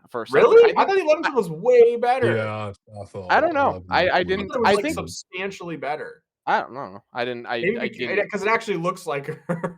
Well, I think it. I don't know. I think the budget was higher. I know it doesn't look like Will, but it looks more like a real kid, if that makes sense. I don't know. I don't know. It wasn't something that I personally think the 11 stuff was way better than the Will. That's just I think I haven't seen anything lately that I've been like, oh, that looks bad.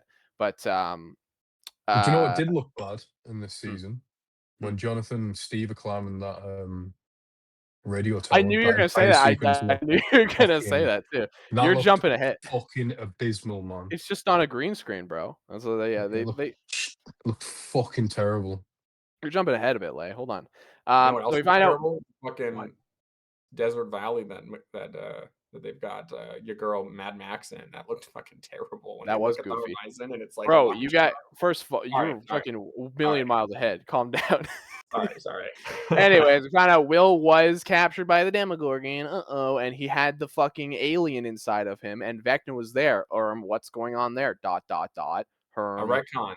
Retcon. It happened there. Yeah. That's exactly what happened. It's been 18 months after the events of season 4. Hawkins has become a military sector. Everyone's trapped inside.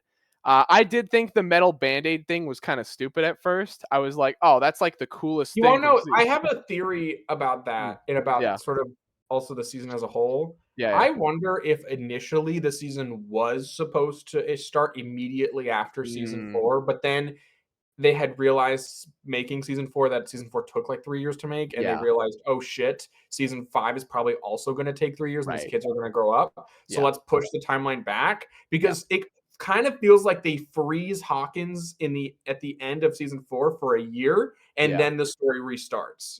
And that metal band-aid made me think that. I was like, well, that band-aid's definitely going to rip open at some point. And that feels like we need to jump ahead 18 months. We need some sort of explanation as to why people are not falling into hell. You know what I mean? It is weird because the season 4 ends with like fucking nature dying and everything turning gray, and then they just don't acknowledge that at all, which was interesting. Well, they do, but it's just they do mention it. They do say that they had, about the whole like dandruff falling from the sky and all that shit. But it's that was my thing as well. Like with episode 1, is that you watch the ending of season 4, and there's like this big, huge fucking mushroom cloud above Hawkins, and again, nature's dying, the upside down's here pretty much. That's kind of the ending, to then watch the first episode of season 5 and everything. It's just like a normal summer's day, and it's like that's what I was like. I was like, wait, it's a little weird. And then you just have the one gateway where, if you watch how the 4 gateways open and then collide in the city, in the town, Hawkins is literally getting like ripped in half like this. And then to see in episode 1 where it's like, oh no, they just put some metal fucking grey plates over it, and then it's just like the tunnels underneath. I was like, it's not what you showed us last season, but okay. That was my biggest issue with the first episode. I think you're right. I think that speaks to. I'm like 99% sure what I proposed happened is exactly what happened. Initially, it was going to start right off after, and then they realized that they couldn't, and so then they had to delay it 18 months. And maybe that's why episode 1 feels so weird, is because they're balancing like a massive time skip with also trying to maintain the same scale, at the end of season 4, and it's like it's kind of very like hard. Murray smuggles in like tech and weapons. That's what he does. They have a covert operation that nobody knows about to stop Vecna from the radio tower that they acquired from some guy who left. Which is interesting. There's a lot of just hand. Yeah, there's a lot of like, oh yeah, Robin owns a radio station and she can do this, and they're all working. She's wildly popular. Yeah. She's like actively slandering the military on air. And they've figured out this code system, and they're broadcasting code across the abandoned radio station. Whoa. So they do a crawl. They've done over 30 crawls operations where Hopper goes into the Upside Down, scouting sector by sector and searches for Vecna, but nothing has been found. Elle's been training for her powers, but Hop won't let her join him because it's some serious shit. She drinks a lot of Gatorade, is what she does. I do like Hopper. I do like Hopper and them mapping out the Upside Down. That's a really cool concept. And I do also like the radio signal where you need to be standing right above.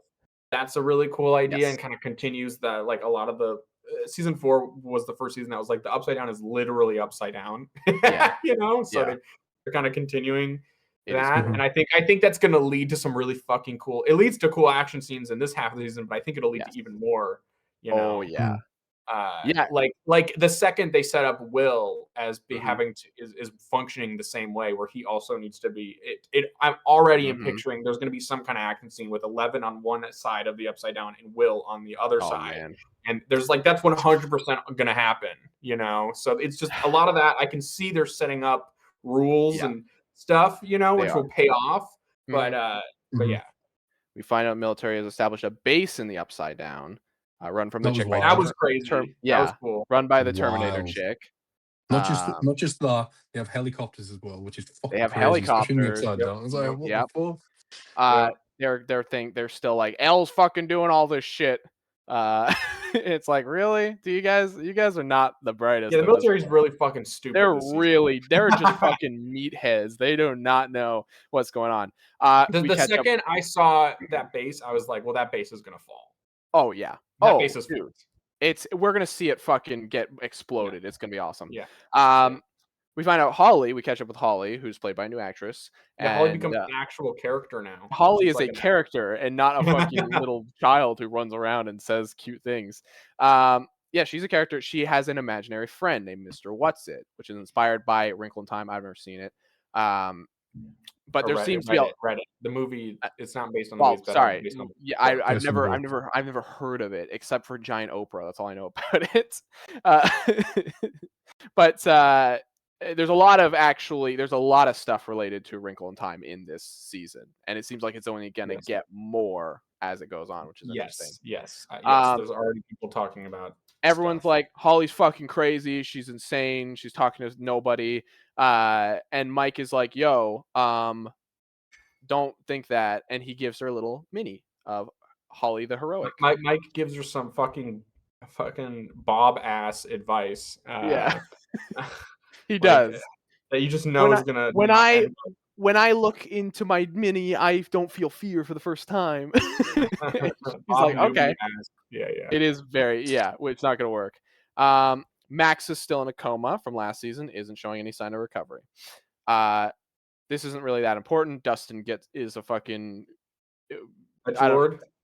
Dustin is a cringe lord, edgelord who wears fucking Hellfire shirts to school and gets bullied for it.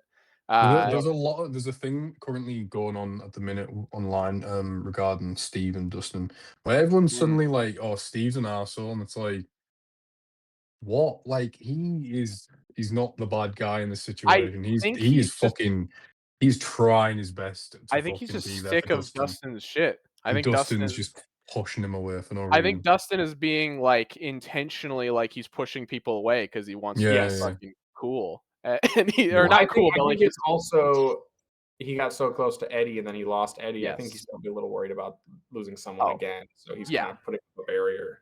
Yes, 100%. Watching him get beat up was not fun at all. No, it was not fun. I did not like that. But okay. A sudden crawl is announced, and they get early intel from Murray. Everything is set. Everything goes to plan. They infiltrate the base and everything. It's really cool. There's like this whole main military area with this big ass gate that they have to keep lighting on fire so that they can open it. It's really cool.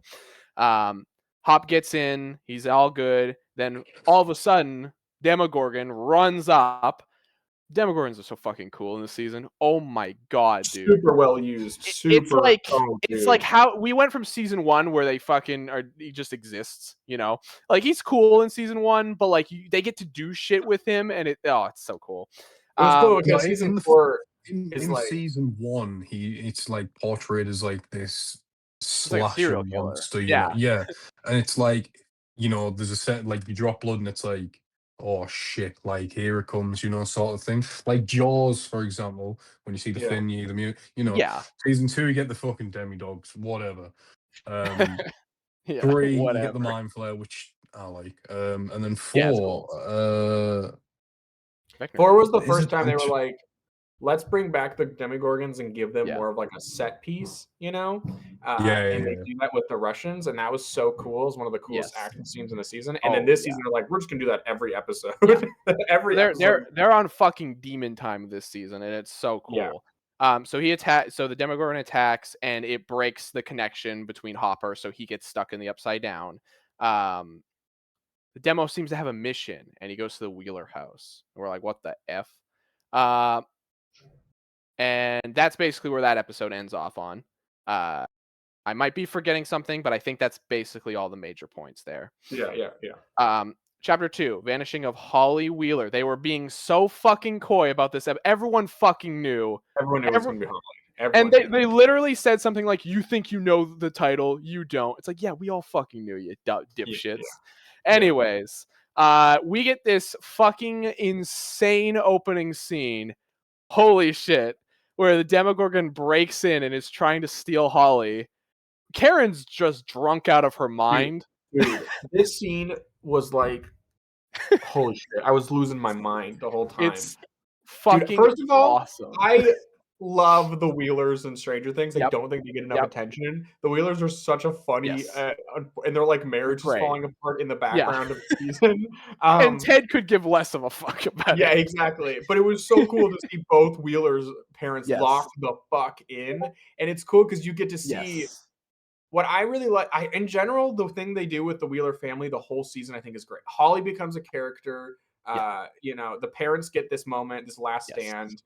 And then Mike is obviously like locked the fuck in from moment one. Mike is kicking ass. He's a fucking hero. Great. He's Mike so is great. good. And then him and Nancy finally get a scene together as a brother and sister, which was so refreshing. They've like almost forgotten their siblings, and it's so cool to see them get so much time. Yes.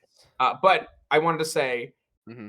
I feel like when you see the mom break that bottle in like, I think when I saw that, I was like, oh, that's where Nancy and Mike get their like sense. It's the mom. The mom has this like survival protector instinct that they have.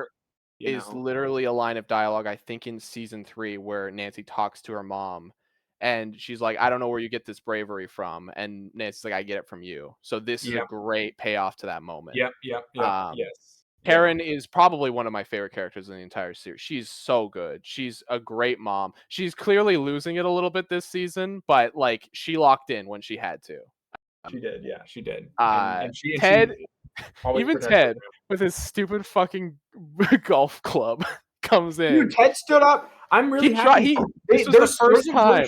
There's a version of this where they're like, because Ted's done nothing, they go, oh yeah, Ted runs away and is a coward because Ted has been a joke this whole season. Yes. I genuinely respect them. I'm not saying Ted's a great dad. He still is kind of an oblivious idiot. But I do think it's better to do the more nuanced thing and be like, well, no, he obviously is going to protect his family. He is like at his core a good father. Yes. He's just really lazy and like, he's lazy and he's oblivious and he still cares about his kids. Like he's not an asshole. He's not a completely he's not he's not a genuinely evil person. Yes. You know. So him stepping up, even if he gets his shit rocked, is still, you know, the fucking fear I had when we see her fucking bloody body on. Oh my god, I was like, you're not doing this to me right now. But yes, the Demogorgon ends up taking Holly as planned. Nancy and fucking or not Nancy, sorry. Holly's one last note. Holly's a really interesting character. She is. Like, there's going to be a lot more with her. I can tell. Like, I can tell too. Yes, she's going to get some big moments. They're setting her up as like a Dorothy, Alice in Wonderland kind of character, which I think is really interesting. Yes, for this story. Interestingly enough, every Stranger Things season has like a D&D scene where like set up the D&D stuff. This version of that is Mike talking to her, I think, where he's like, this is Holly the Heroic. She's a cleric who protects people. She can open dimension doors. And I'm like, okay. I already clocked into the fact that that's going to have something to do with something later. Yeah. Very interesting. I agree. Yeah, Mike and Nancy's reaction, dude. I think I've clocked that Nancy, I think, is like my favorite character in the entire series. I fucking love Nancy so much. Yeah, I don't know what it is about her. She's just really fun to watch. I think she's acted so well. Like she's so dialed in. Seeing them walk together and do their like hospital sting operation. Was so cool. Again, we get to highlight the fact that they're siblings, but also it's so weird how Finn Wolfhard is so much taller than her now. He's giant. And you're like, whoa, this is so weird because I remember when he was a little guy, you know? He used to be a little guy. He used to look kind of like a stoner last season, but I mean, now he looks like a fucking Twilight character. Like he looks like he's got fucking Edward Cullen sweater on. They definitely intentionally was like, oh, this is season 1 Mike, but older. Like definitely that was the idea. They were like, most of the characters I feel like were like, well, these are these guys, except Dustin looks like a fucking weirdo, but you know. Well, Dustin's kind of evolving into Eddie. 100%. Okay. Nancy and Elle show up to save Holly, but they're too late. Elle goes after Holly in the Upside Down. Nancy might go to the hospital. Yes. Mike has a realization that, hey, Mr. What's-It might actually be legit, might be something we need to think about. He's like, it's just a theory. It's game theory after all. And they need to talk to their mom, who is thankfully still alive, but not doing too well. Her voice is heard. Yeah, Which is a very convenient explanation as to why she's not screaming about giant monsters to the that's fair. people. Yeah. He had one precise slash to the neck. Mm-hmm. Thank God she's still alive. Yeah, okay. thank God. Will has been tapping back into that hive mind, which I'm not gonna lie, when I saw Will going all like this, I'm like, oh boy, here we go. But this has a very satisfying payoff, I think. Yes, it does. Yes. The most satisfying payoff. Yes. He's literally seeing through the Demogorgon's eyes. He's fucking role playing them. So he can see through everything. But then he also realizes earlier that he's seeing through someone else's eyes. I'll be right back. I'm gonna grab a bevy real quick. Okay, sounds good. Grab a bevy. Once all this shit's happening, Joyce is like, "Yo, we ain't going nowhere. Y'all are staying put. We're staying put. Nothing's happening." But Robin's like, "Yo, Will, you've got this hive mind shit going on. We can use that. Like, you are a radio, and you are getting interference from the Upside Down. You're getting interference from all this shit. So we can use you."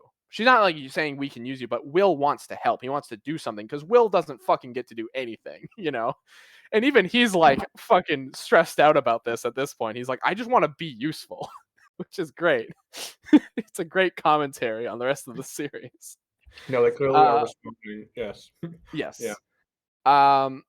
Elle and Hopper reunite in the Upside Down, and they find a disgusting fucking wall that is a flesh wall. It's gross and nasty and icky. Ew. PU, impenetrable. Can't get through. PU impenetrable. That's crazy. Yeah.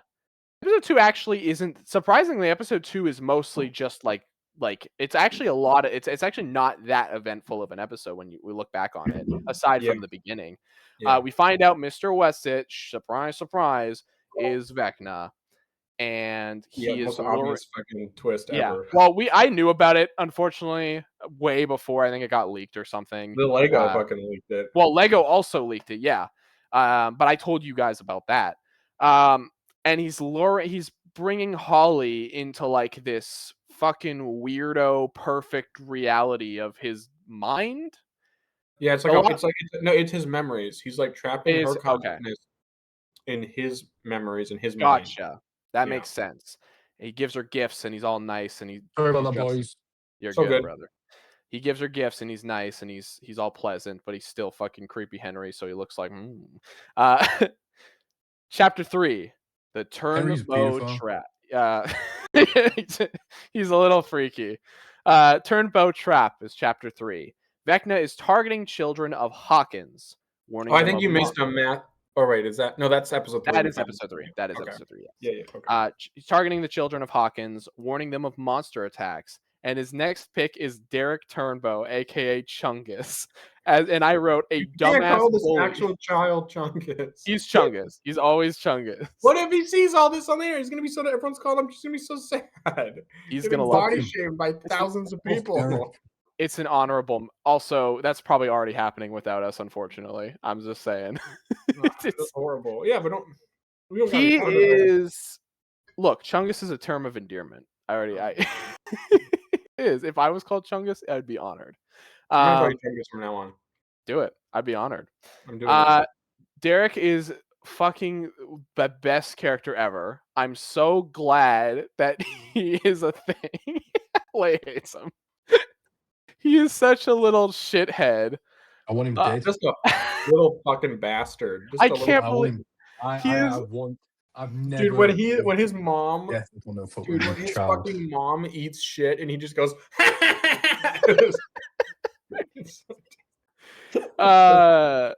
Will realizes he was seeing through Vecna's mind as he was possessing the children into seeing What's-It, and knows that Derek is next on the list. I didn't write Derek, but I'll say Derek from now on to make you happy. Holly is told by Vecna to never leave his home, and especially not go into the woods until she receives a treasure map to go into said woods in this dreamlike scenario. Okay. They all form a plan to lure out the Demogorgon and put a tracker on it so that they can find Holly by using Derek as a whatever, as a use the fat kid fucking up as bait. Yes, use the fat kid. In an interesting, this plan involves knocking out his entire family and abducting him and putting him in a barn.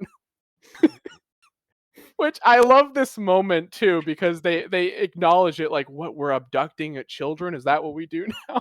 And they're like, yep, that's what we do now.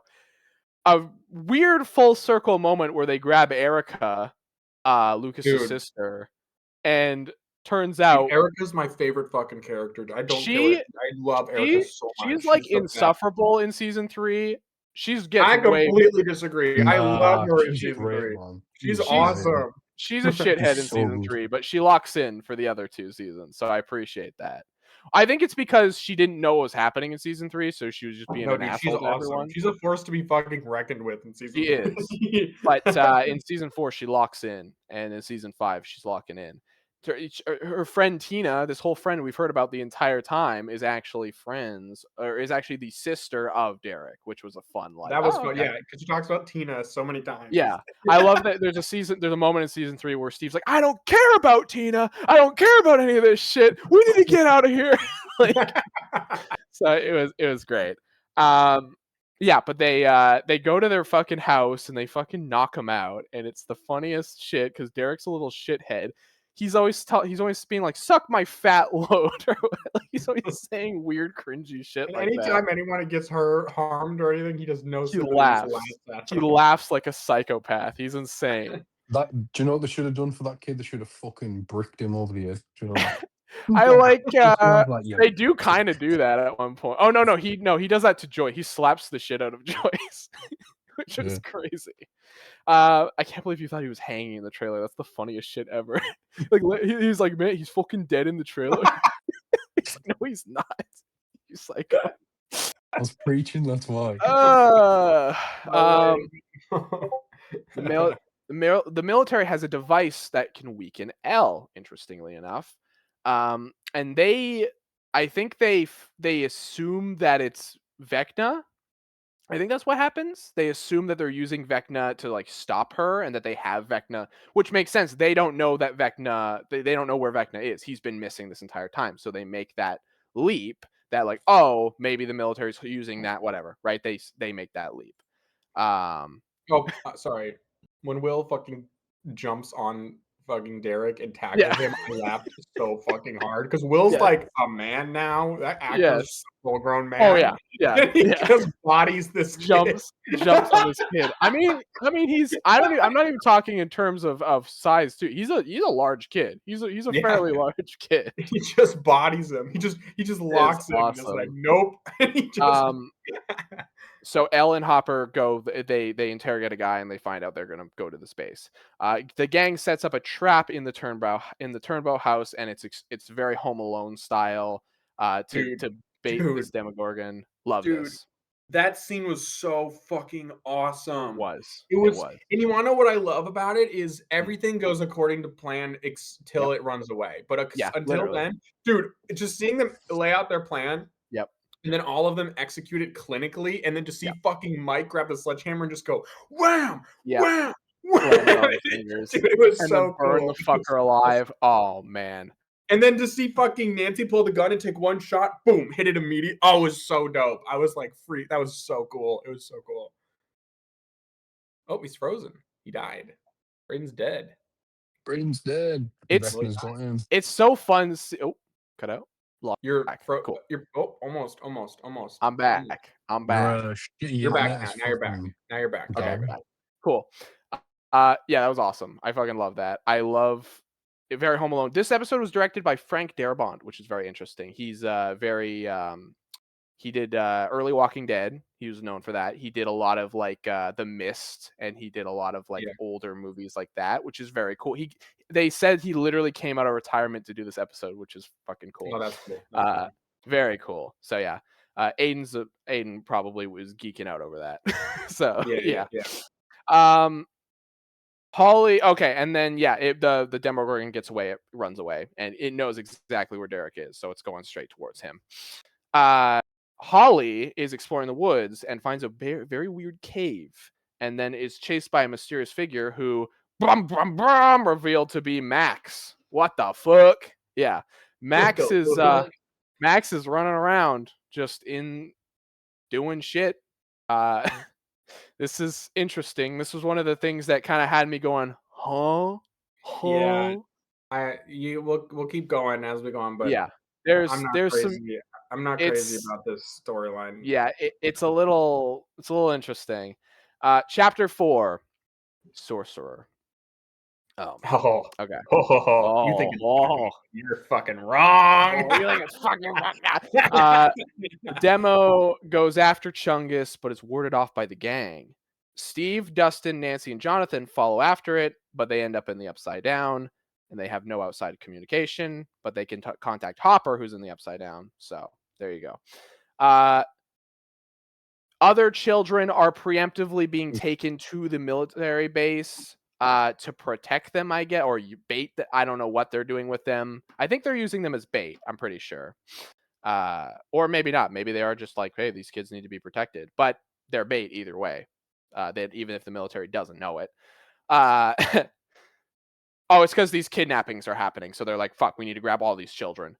Yeah. And they know to grab them too because of what happened in season 4. You know, they know that probably they're gonna get murked. Yes. So yeah, they think Holly is. They probably think Holly is dead, which makes sense. Yeah.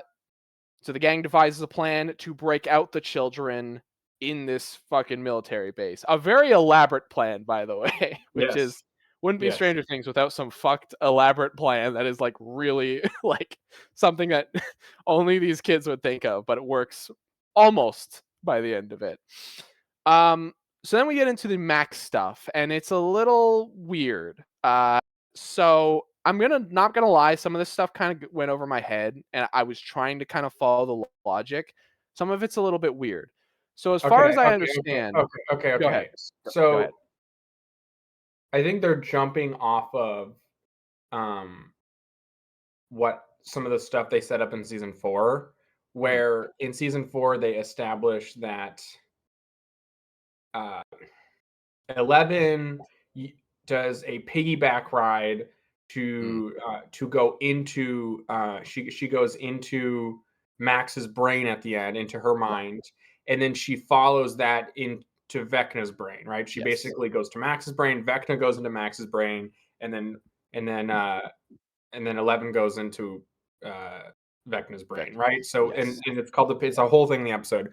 So that was the thing they set up in that first season 4, and they're basically just following that logic now. I think what they're saying is Max did the same thing. She went into Vecna's brain, but she got trapped there because she was in a coma, right? Yes. So her consciousness is stuck in Vecna's mind right now, being held hostage, basically. And so she needs to escape and find her body. You know, it'd basically be like if 11 couldn't get out of Max's mind at the end of season 4.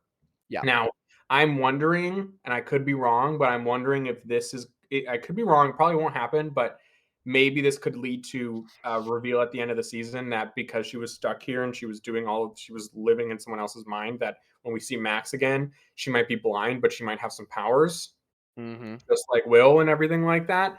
And so she's going to be more of like a psychological cleric or clairvoyant kind of character, because we do establish she's blind and like she's like broken a leg. So I could see her being turned into that at the end of the season. Maybe not. Right. But I just thought it was worth mentioning that I saw I don't think I'm like 30. This is not going to happen. 30% sure, or sorry, I'm like 70% sure it's not going to happen. 30% it could, but I just wanted to mention it in case it did. You know, it does feel kind of interesting that they were like, she's living in his brain for a year, which is crazy, and she did the thing 11 did at the end of season 4, which how can she do that? You know, and she's blind, so I don't know. She is blind. She's not blind in the memories. Nope. But I think that's going to be they're going to surprise us when she wakes up and be like, Yeah. oh yeah, that's right, she's blind in Yes. like I think her being that also them keeping her in this mind world is their way to kind of have a fully functioning Max for a large portion of the season Yes. because she's not restricted by her physical state. But I think when she does go back in, and I could be wrong, they could be like, no, she's not blind, she healed. But I just have a feeling she's Right. not. I hope she's blind. I mean, give her some stakes for the end of season 4. Come on now. Yeah. Yeah. So this is interesting. I But think sorry, that, I don't like this. Yeah. I don't know. It's weird.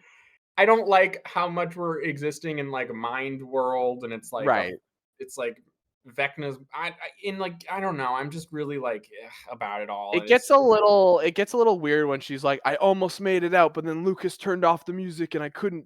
It's a little and like, then like okay. Holly's there. So, it's just hard for me to be It's- invested in this storyline because it's like a fake world and they're trapped. It's getting a little like out there. I hope it kind of resolves in an interesting way. Yeah. Max is like basically like, yo, Holly, you're here. I got a plan. We can get the fuck out. Yes. And Holly's like, all right, sure, why not? Let me see. Yeah, we see like Vecna's memories. There is play stuff that is like clearly they're setting up some play stuff that happened. I never seen the play, but clearly they're like this. Yeah, this is canon. Yeah. Which I always thought that was stupid, anyways. But whatever. I guess it's canon. I can't stop it. Fucking Henry pisses his pants when he sees this cave. So I don't know. Probably some play lore there. Yeah. He literally it cuts to a shot of him fucking quivering, like he's like. And he sees that stupid ass cave. So who knows? Do you guys know what that is? Something about his father, right? No, okay. No. So apparently, what it is that it's the first time he actually taps into the upside down. Something like that. Meets the mind flare, and that's how he originally gets his powers. Oh, you're talking about the fucking Dimension X or whatever it's called, because the upside down wasn't a thing until like the 80s. Yeah. Sorry. Right? Yeah. Mhm. Yeah. Okay, gotcha. Yeah. I'm still very concerned about all that stuff, but whatever. We'll see how it goes at this point. Elle and Hop break into the military base, find out what the base is hiding. We find out Hopper is fully willing to sacrifice himself and blow himself up for this. And Elle's like, fuck no, you're not doing that shit. But she can't stop him. The gang is able to safely start smuggling the kids through this very elaborate plan that Derek ensues, and it's awesome. He's like, it's honestly fucking sick. I love it so much. It is sick. They have a hole into the bathroom, so Derek's sending kids one by one in this hole, and then fucking the plumbing like is falling apart because they're climbing on the plumbing. Can I say I actually really like how much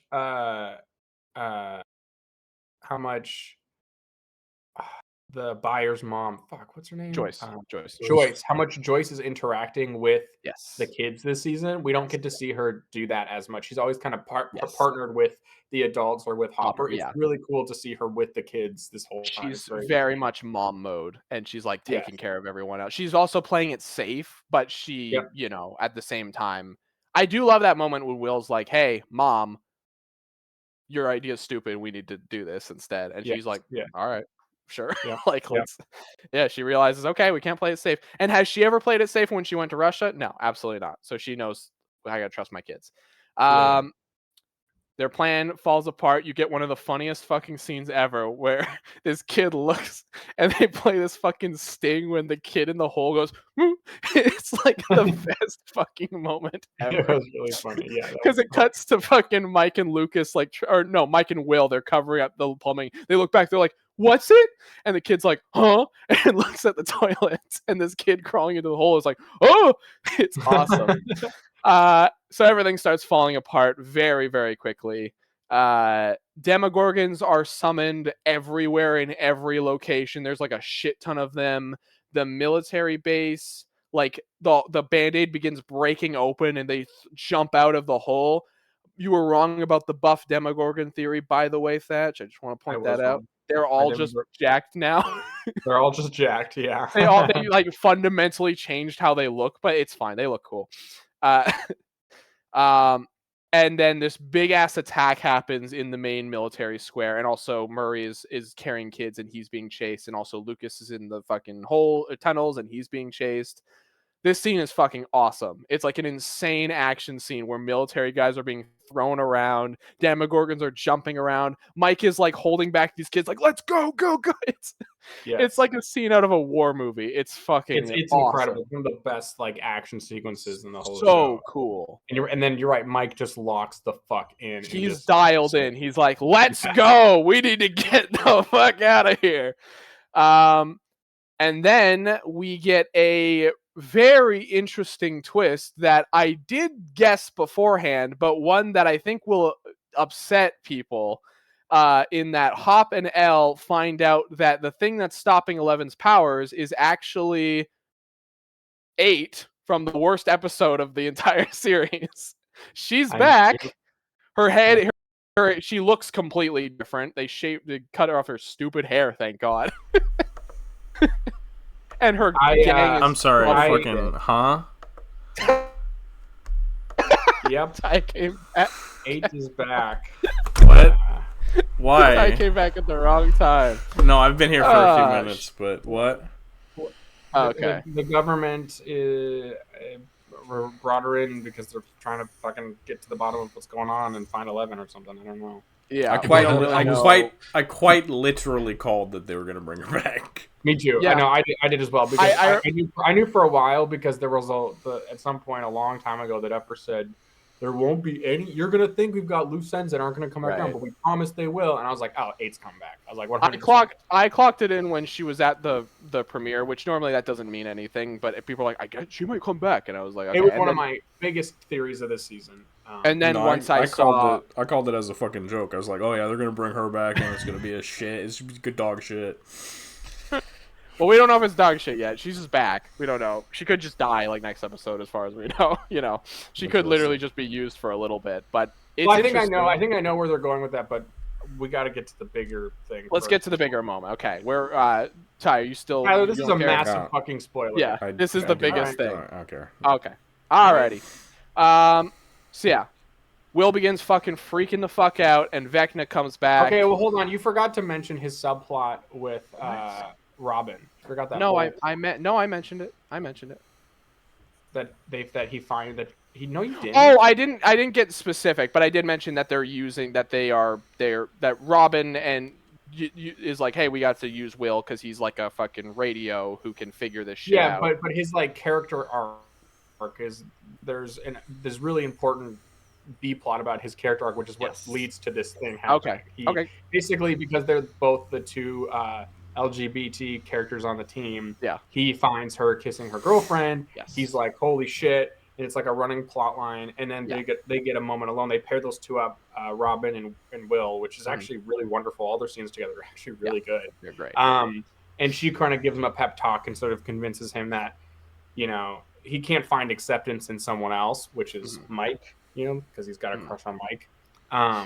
He has to find it in himself, which is what she did, and then he's free. He doesn't need to find someone else to like excuse him or to give approval. He just needs to accept himself. And so this scene that Braden is describing, Will, God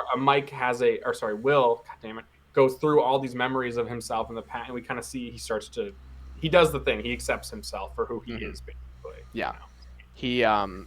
They specifically mentioned, hey, I was happiest when I was younger, and so he remembers himself when he was younger, meeting Mike for the first time, when he was building Castle Byers with fucking Jonathan.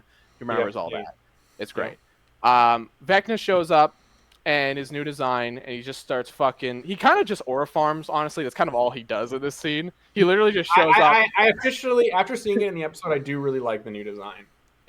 It grew on me a lot. Also, they do a lot of cool shit with it. Like, his arm fucking grows and, like, stabs into people. Yeah, he stabs a guy's face, like... Oh, that's awesome. Yeah, that shot from the trailer where his arm is, like, going up, we find out the reason why it's that is because he just stabbed through a guy's entire face with holes in it, and he lifts it up, and he's like, Yeah, hey, Will.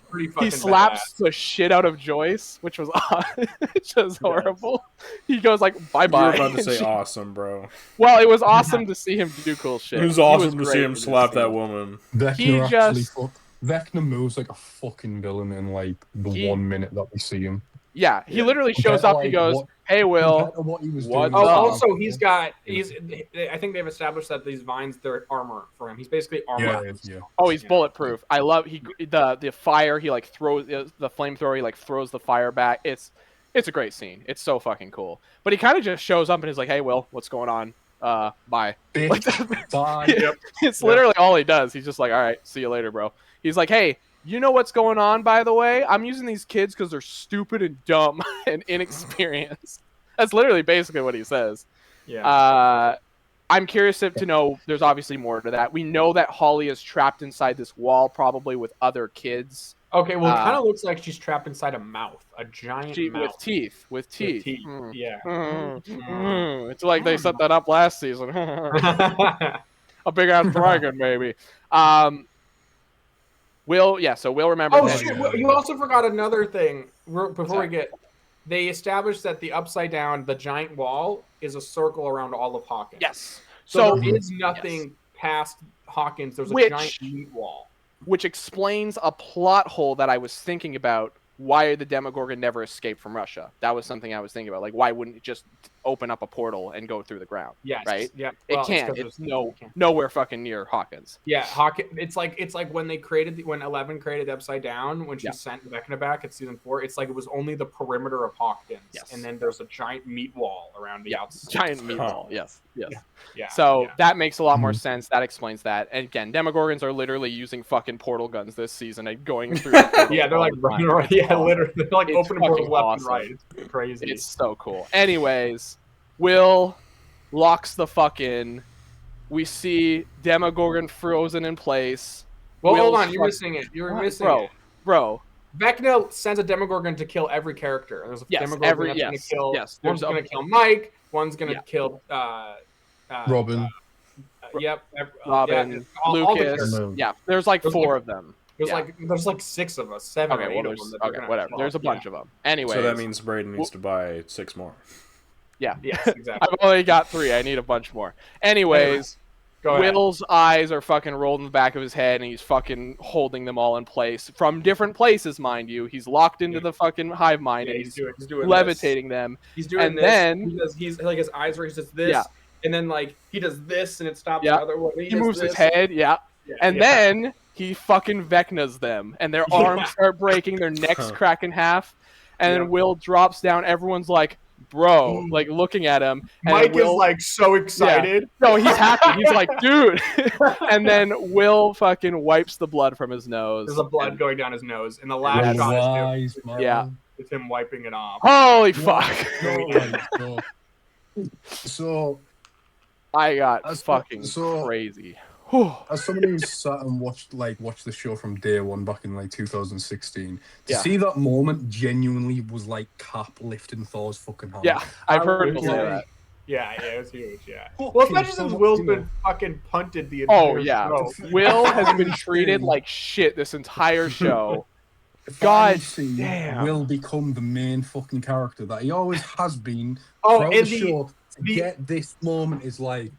The aura of him in that scene is, I can't describe to you. You just gotta look at how he carries himself and like his posture. Yeah. He looks so fucking cool. He nails it. I don't know how this little you look at season 1, Will, and you're like, this little shithead is like, he's a little goofy kid, you know, he's not cool. And then you look at him and you're like, oh my god, dude is fucking dialed in. It was the most satisfying. One of the most satisfying moments I've ever seen. You look at season 4, Will, and he's sure as shit not cool. Will is, I mean, season 4, he was going through it. He was having a hard time in season 4. Just looking at him.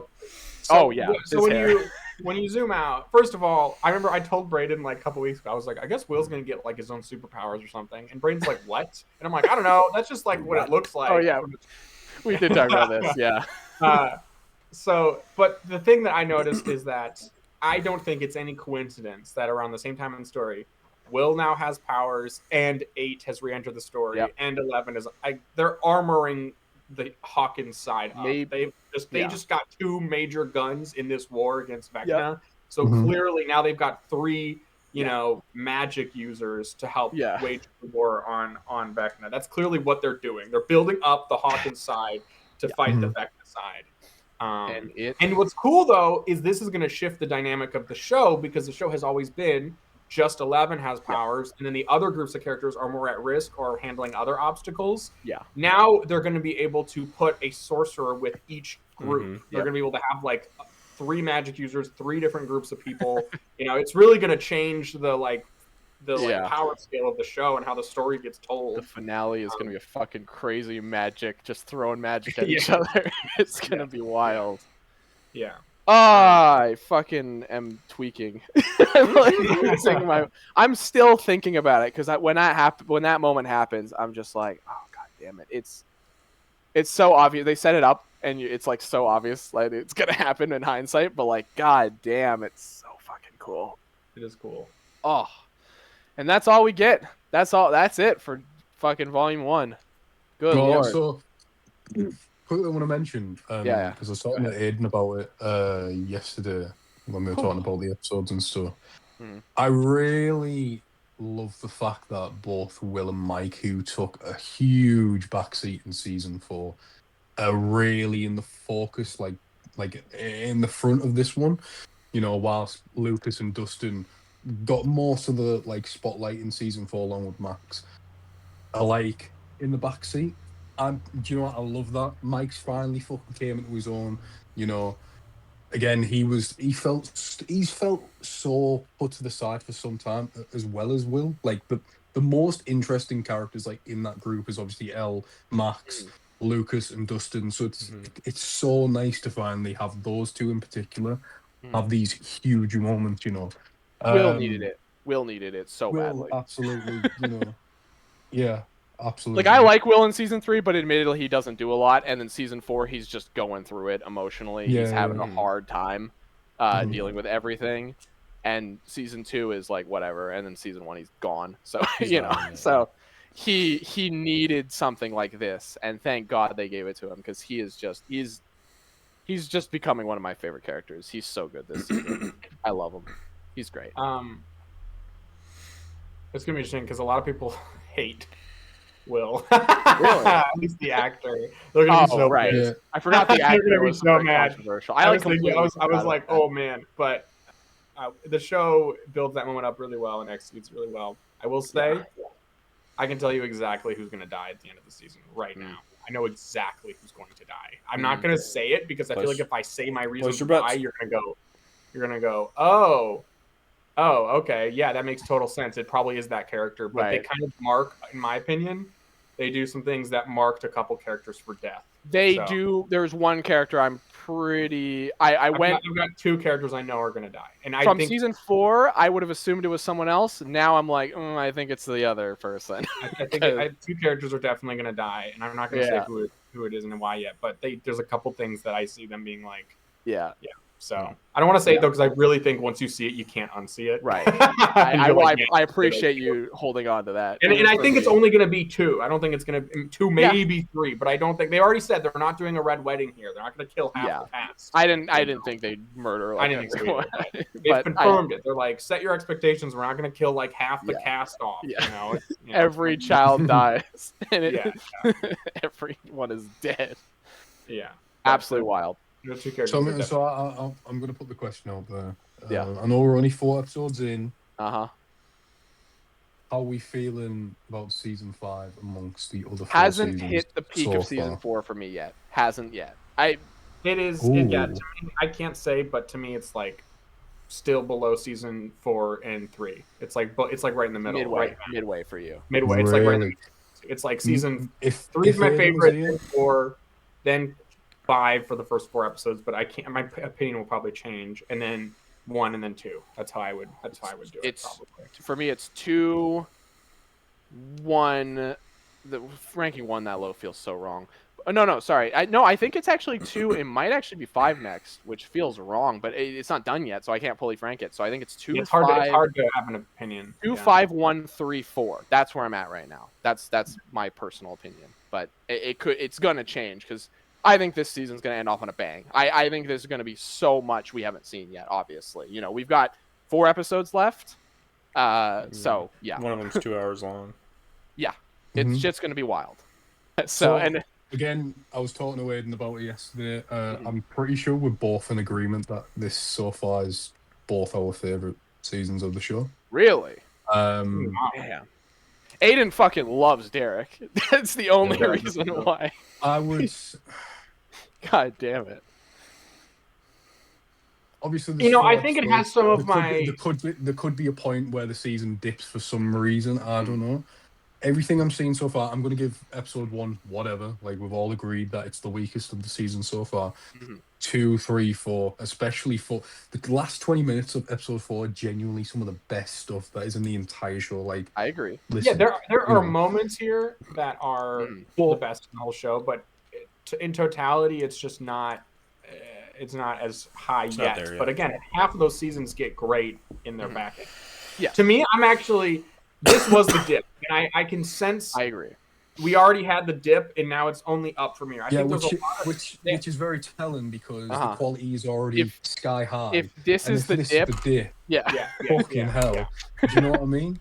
I mean, the dip is still like middle of the whole. It's still like not even it's still like better than season 1 and 2 in my humble opinion. And that's it's a lot better than you know what I mean? So like that's a pretty high bar to start at. Yes, you know, I agree. And I've only watched it once. 5, 3, 4, 1, 2. You know? Yeah. The biggest difference is just where we put. But we'll see how it goes. I mean, we'll see where all these things lie. I'm glad we all agree that 2 is at the bottom where it belongs. Yes. No. 2 is the worst, but I know it is. I don't think anyone's 2 is you can't say. I mean, it's not just that one episode. It's just the whole thing. It's pretty much the entire whole thing. Yeah, it's a rough watch. It's a rough rewatch. It is a drag, but yeah, I think I don't know. Is that everything? Yeah, I just go ahead. Yeah, sorry. I'm very curious to see what their end game is. There is a theory, but I don't know if I subscribe to this yet. But a lot of people are saying, and I bet Aiden is probably thinking this because he's a freaking psychopath, is that Vecna is collecting 12 kids, and that A Wrinkle in Time is such a big theme throughout this that Vecna's plan might be he's going to use these kids to go back and to create a portal back in time or something, and that the 12 kids are 12 hours in a day, or sorry, 12 hours in a half a day, 12 months in a year, blah blah blah blah, whatever. I've heard people say this. So they're saying that he might be, creating some sort of clock device thing to like send himself back in time. I also am like, well, we have 11. She was the last one of the superpowered kids. Yeah. Maybe he's making 12 to recreate that initial batch. That's what I thought. You say the time thing. I think about Vecna's clock, and I start to get a little worried. I'm like, uh-oh. well, even if the plan is for him to go back in time, I don't know how successful he's going to be, obviously. Well, but I don't know if that will be the plan. A lot of people time are saying is a big influence this season. So I thought a lot of people are saying it, so I just figured I'd mention it just in case in a shot in the dark it happens, and then it sucks, and we were all like, "Fuck off." This was beautiful. So. Can't wait for fucking Christmas. Good Lord. Oh my God. I have to wait all this time and it's going to kill me. That's all I'm looking forward to for Christmas itself, man. Yeah, who needs Christmas? It's Stranger Things Day. Yeah, that's true. Alrighty. Is that it, boys? That's it. Yeah, Ty, don't worry. We didn't say anything funny. Don't edit anything, obviously. Okay. No, he did. He spent an entire 5 minutes just talking about shit that you're going to have to edit. About Chungus. Chungus wins! Big fight. Well, I think you sold me. I think I'm gonna check it out. Probably not this weekend, but maybe next weekend. What you mean? You think you're gonna I had a feeling the second you heard that Will gets powers, you were gonna want to check it out. I had a feeling in my. It sounds pretty dope. It's fucking awesome. It's so cool, man. Almost it's a great. We're gonna convince him to buy these fucking. I never said it was a bad show. What the fuck is it? He looks like he's taking a shit in a litter box. Hello. Yeah, he's taking a shit in his litter box. He's going. Don't look at me. Stop it. Stop it. Fucking Lee, close the door. I'm shitting. And he's going, yes. Yeah. Yeah. I just realized what this looks like, too. Yeah. They're reproducing. They're reproducing at max capacity. When are we gonna see the Demogorgons frig, dude? I've been waiting. I want to know how they reproduce. Bye, everyone. Bye. Bye. Fuck you. Fuck you. Wow. Fuck Vecna. Fuck him. nah.